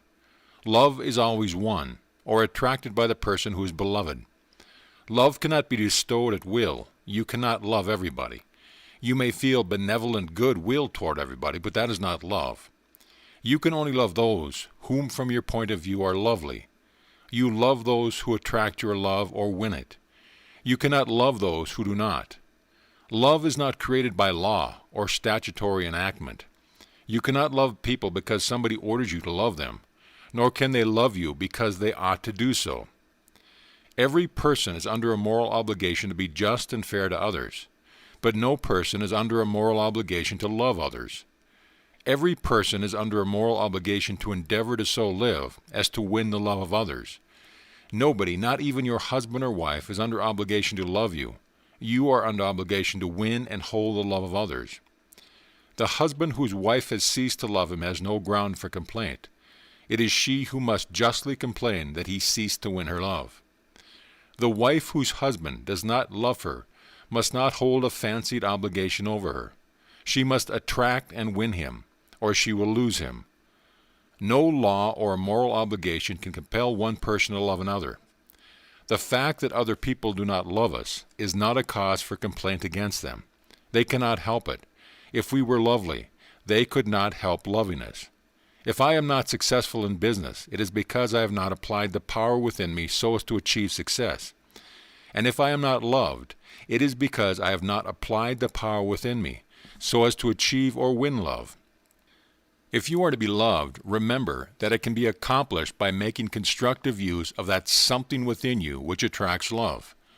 You cannot get love in any other way. And what is this something which attracts love? In a word, it is personality. If you are something, somebody will love you for what you are, and the more you are, the larger number of people will love you. And the more you are, the more intensely you will be loved. Drop at once and forever all notion of holding or attracting the love of others by force or obligation. Dismiss from your mind the false notion that your husband, wife, brother, sister, neighbor, friend ought to love you, and are blameworthy if they do not. That is a mistake. Set to work to develop that within yourself which can win love. Make constructive use of the power of personality. If you have no personality, develop one. Do not deceive by pretending to be what you are not. If you do that, you will be sure to be found out later, and you will lose the love you win by false pretense. Be what you are, And if you are not enough to win love, be more. Develop yourself. Cultivate a fine appearance, but do not rely upon looks alone. Beauty in a woman is a splendid thing, and so is a powerful and commanding appearance in a man. But if you have nothing beneath your fine exterior, you will not be able to retain the love you win. Your lover will discover that you are shallow and superficial, and the love will turn to contempt or pity. Remember that while a cheap personality may sometimes present a fine appearance, a fine personality can never fail to present an appearance of beauty and power, and cultivate personality. When you have developed a splendid and commanding personality, you will not need to be uneasy as to how you look.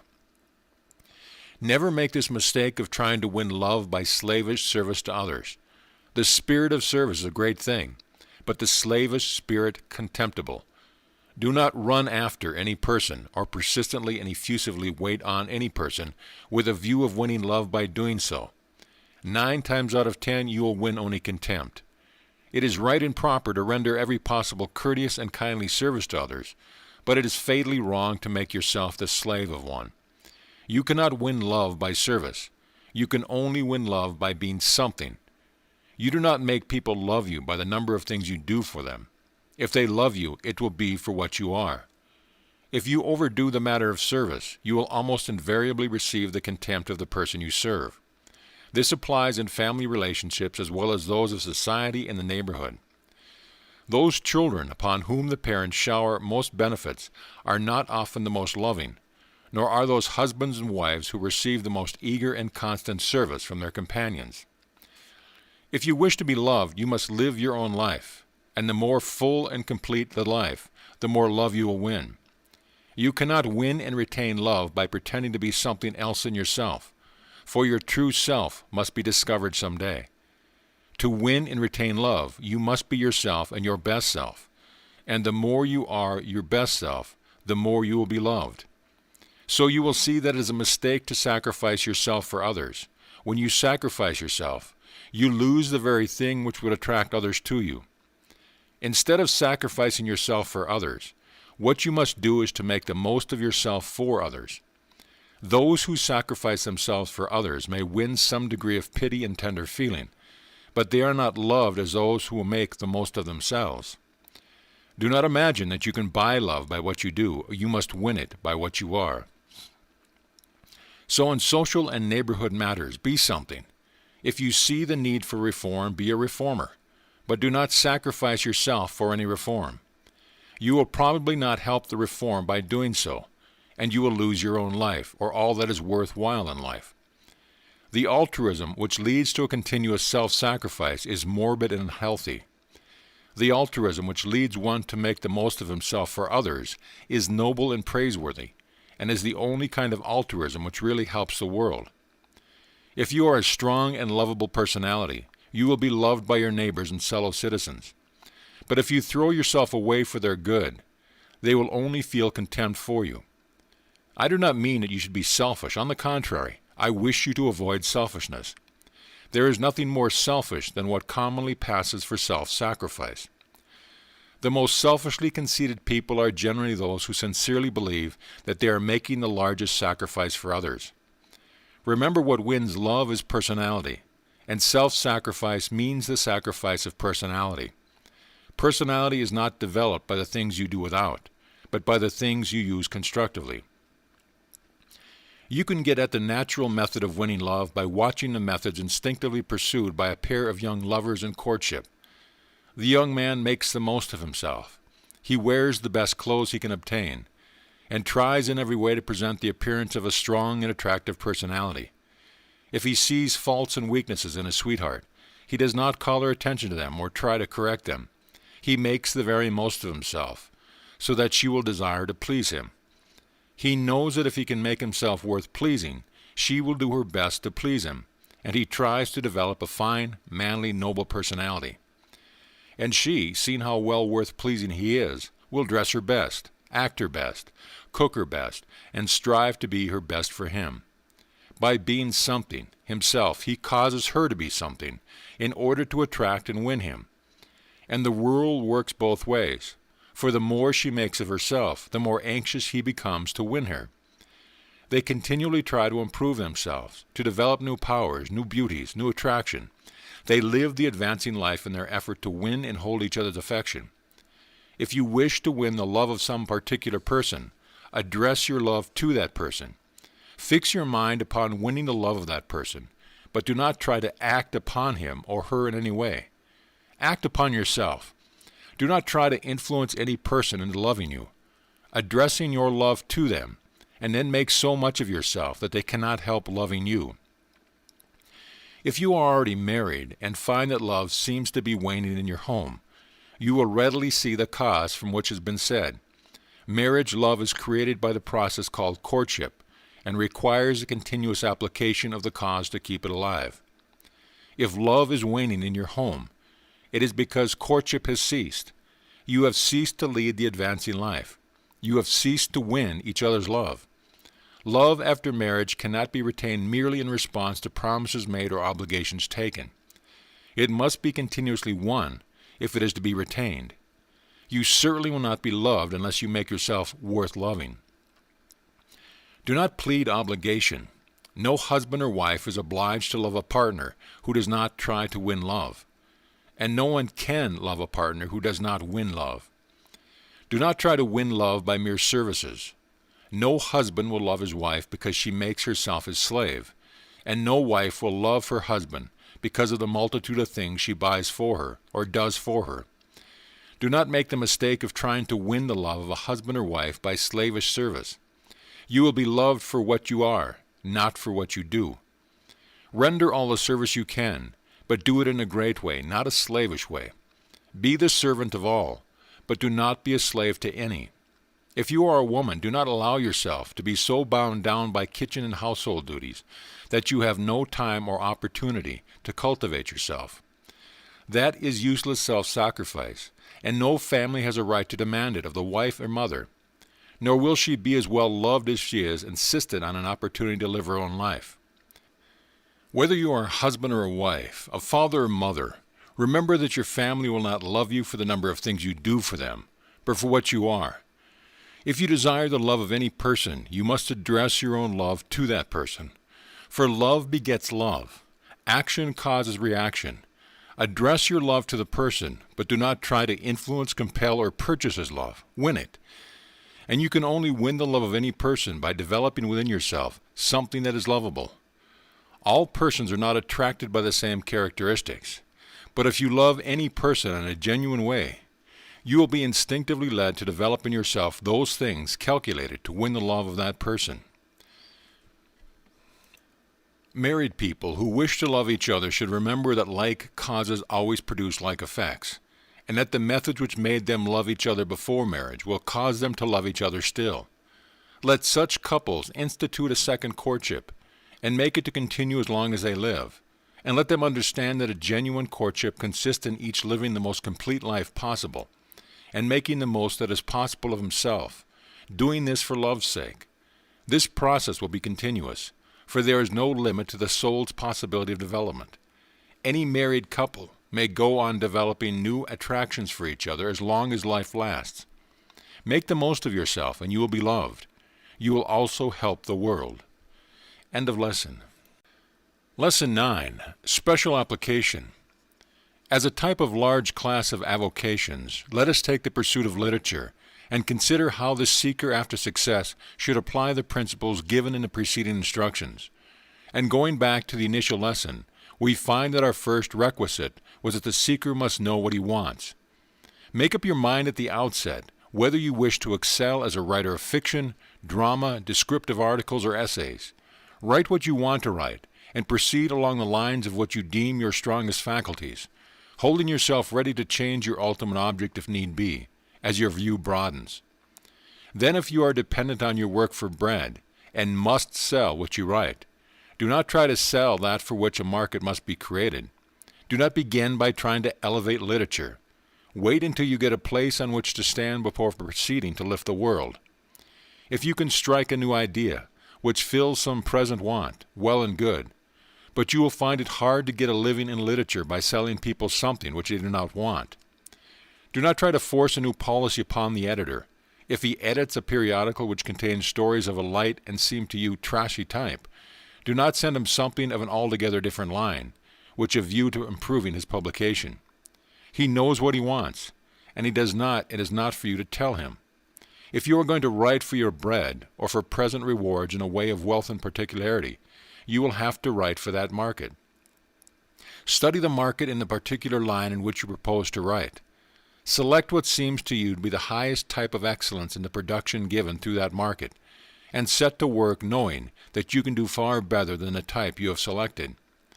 There is no writer living who is writing the best that can be written, and there can never be a writer in the past who did so.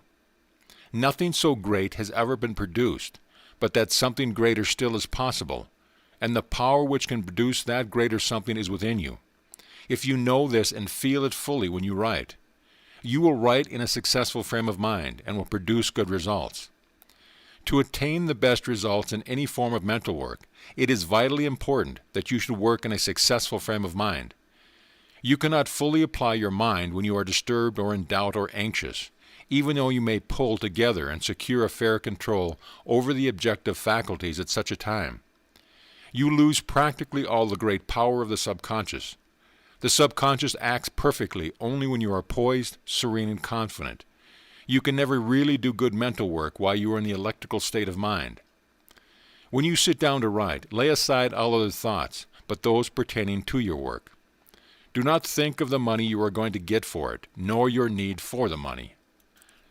Do not think of your necessities. Do not work against time, holding the idea that a certain number of words must be turned out every day. Do not work when you are tired mentally. Learn to prepare yourself for your work by a mental exercise which will give you poise. Think over the things you have learned in these lessons until you know that you can do the best work, and until you not only know that you can, but feel that you can. When you know that you can and feel that you can, you are ready in both the subconscious and the objective mind to do successful work. When you are only intellectually convinced that you can, but do not feel that you can, you do not get the power and inspiration of the subconscious. You may show talent, but you will not show genius.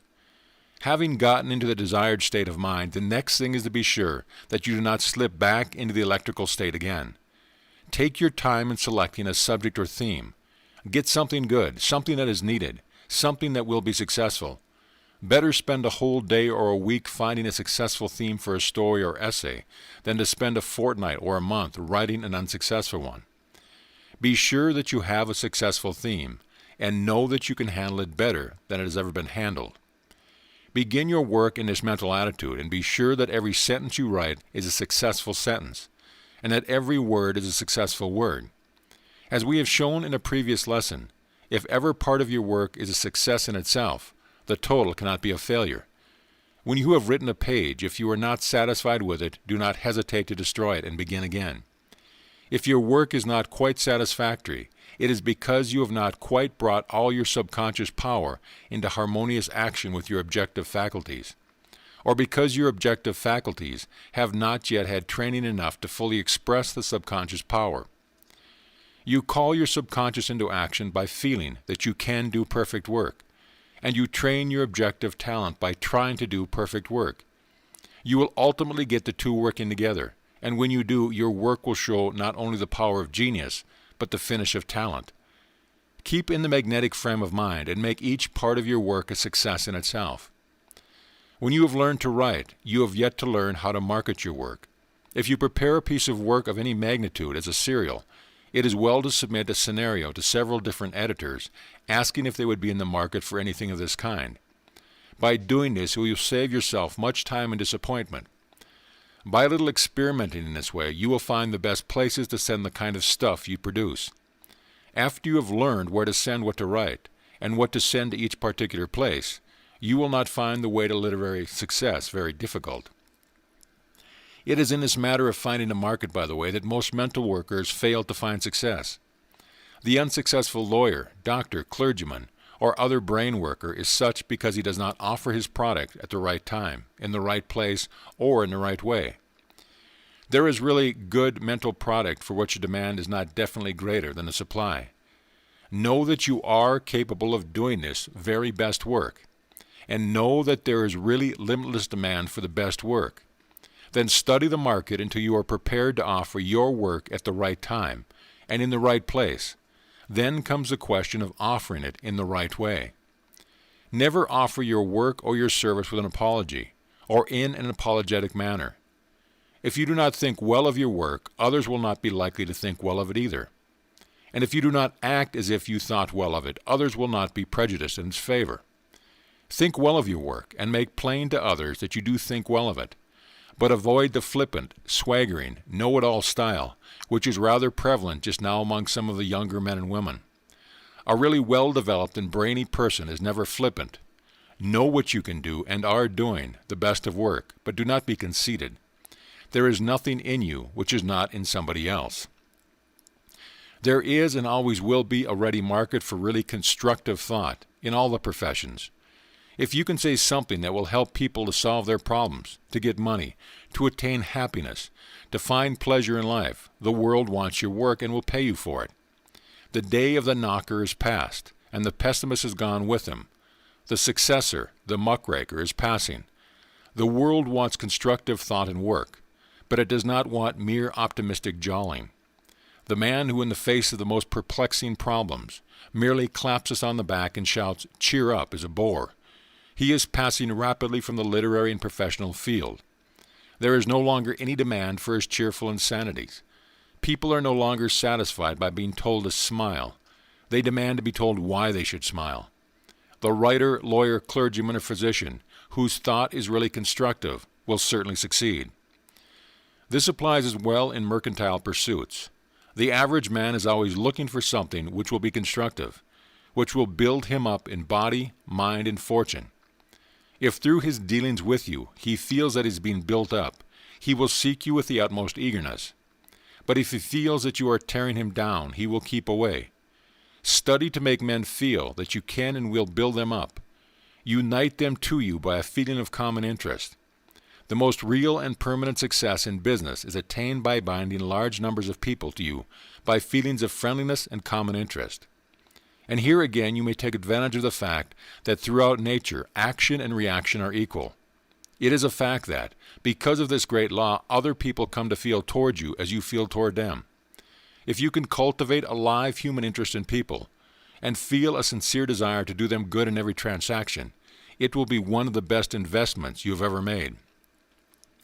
Notwithstanding the profound logic of the materialistic philosophers, men respond more readily to love than to self-interest. They will go farther and do more for love than for self-interest. It is a splendid thing when every one of your customers feels bound to you by a tie of kindly affection, and it is a condition that you can bring about. Cultivate a kindly and affectionate feeling toward people. It comes easy, and you will be surprised to find how quickly the reaction takes place in their minds, sending the same feeling from them to you. Moreover, the essential nature of the intelligence is such that it must hold only love and goodwill to all, and it will not respond to your affirmation unless your soul is filled with goodwill.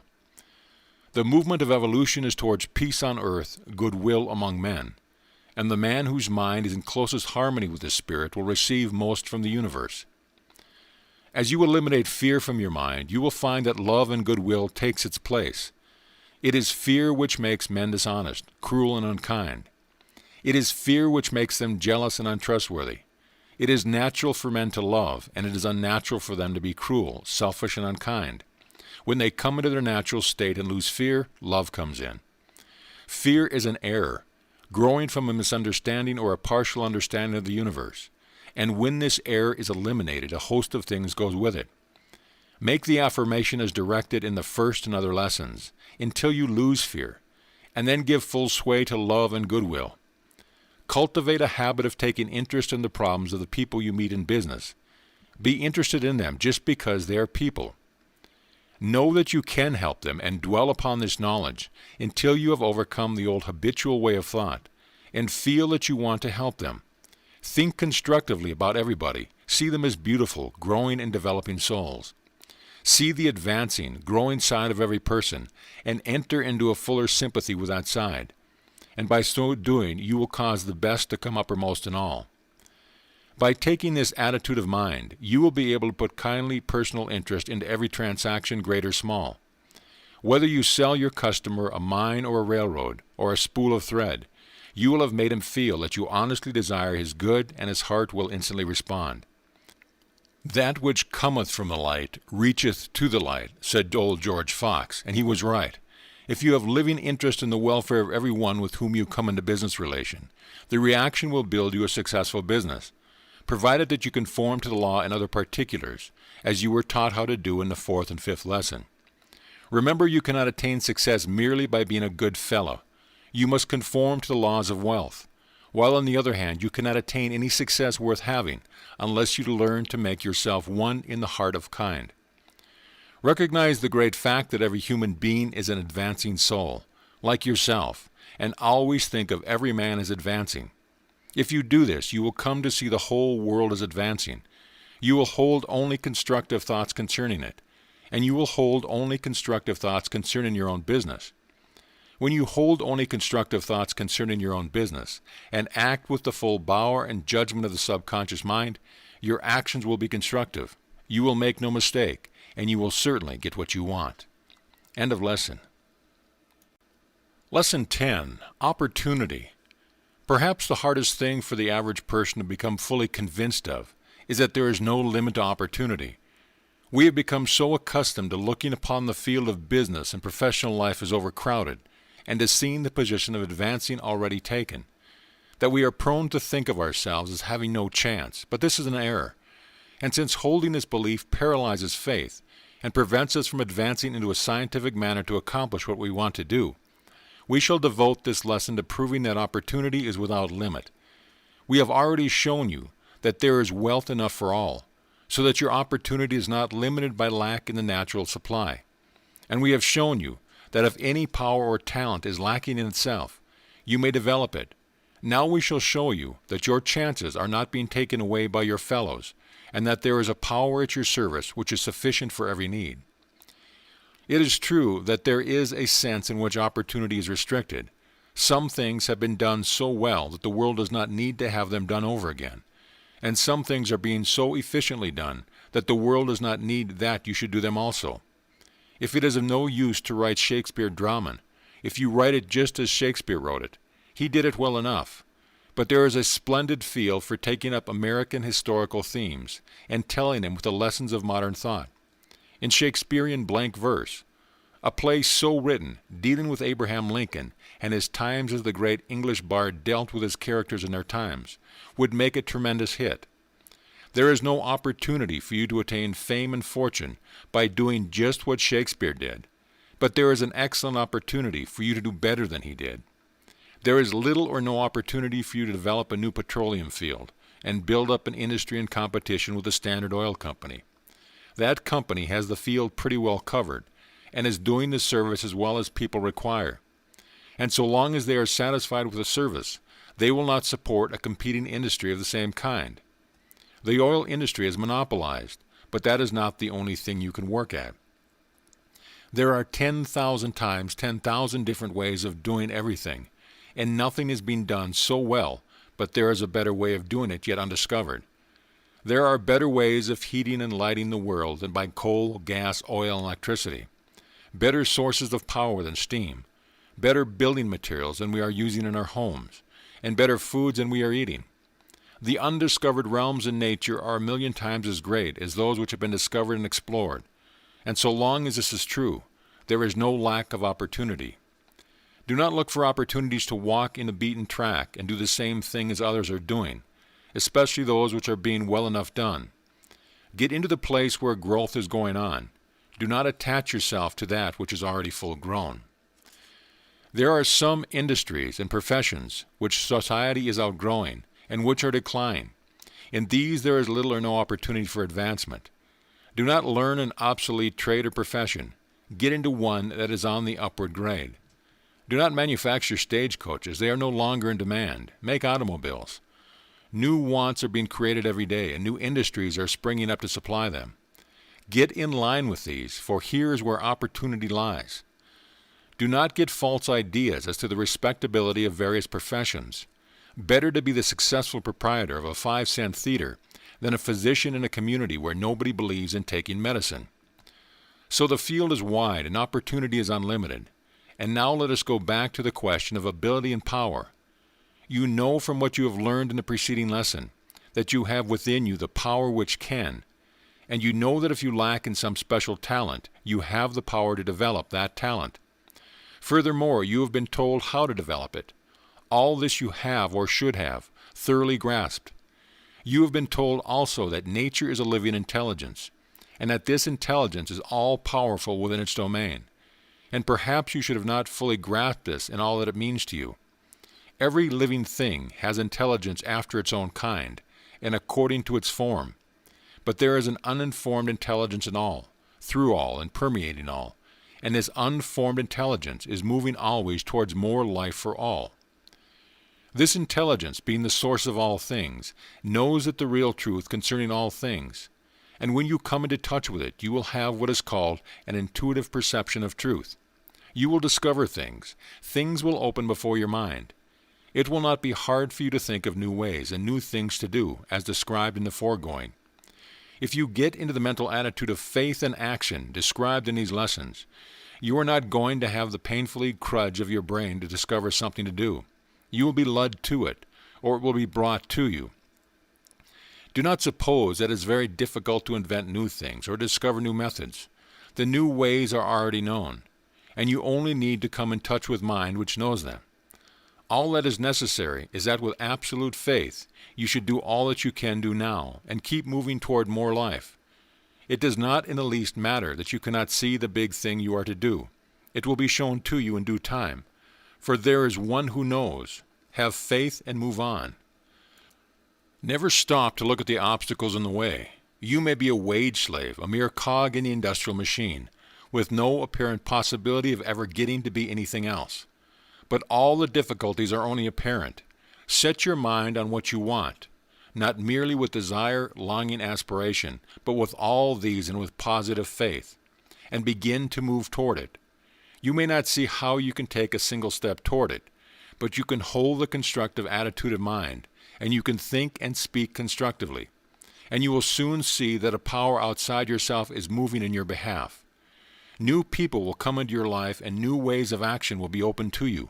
You will begin to advance, and you will go forward more and more rapidly as time goes on. There is one mental attitude which is fatal, and which you must avoid, and that is the attitude of believing yourself the victim of circumstance, condemned to a dreary grind from which escape is impossible or very difficult. It is not so. They that are for you are very many more in number than that they are against you. The mountain round about you is full of chariots and horsemen, if you will open your eyes and see them.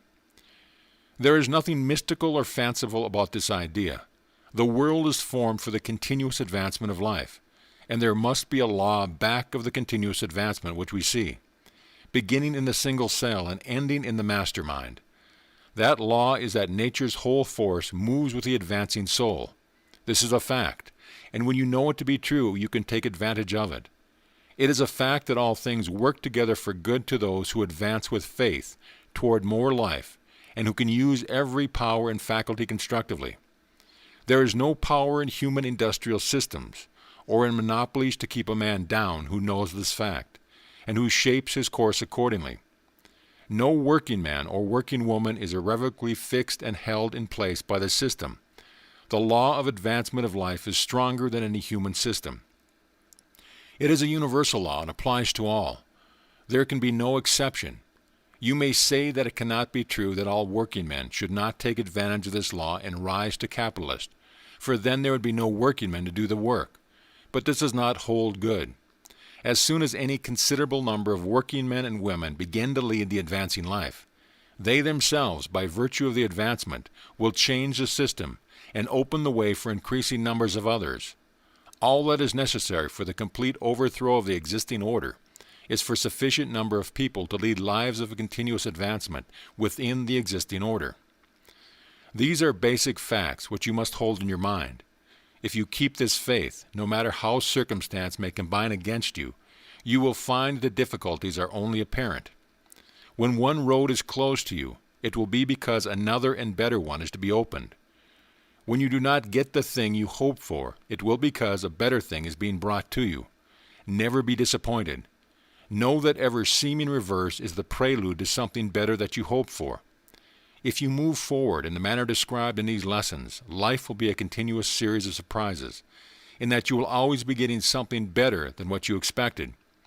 For example, I prepared a manuscript with great care, intending to sell it to a certain publication for $50.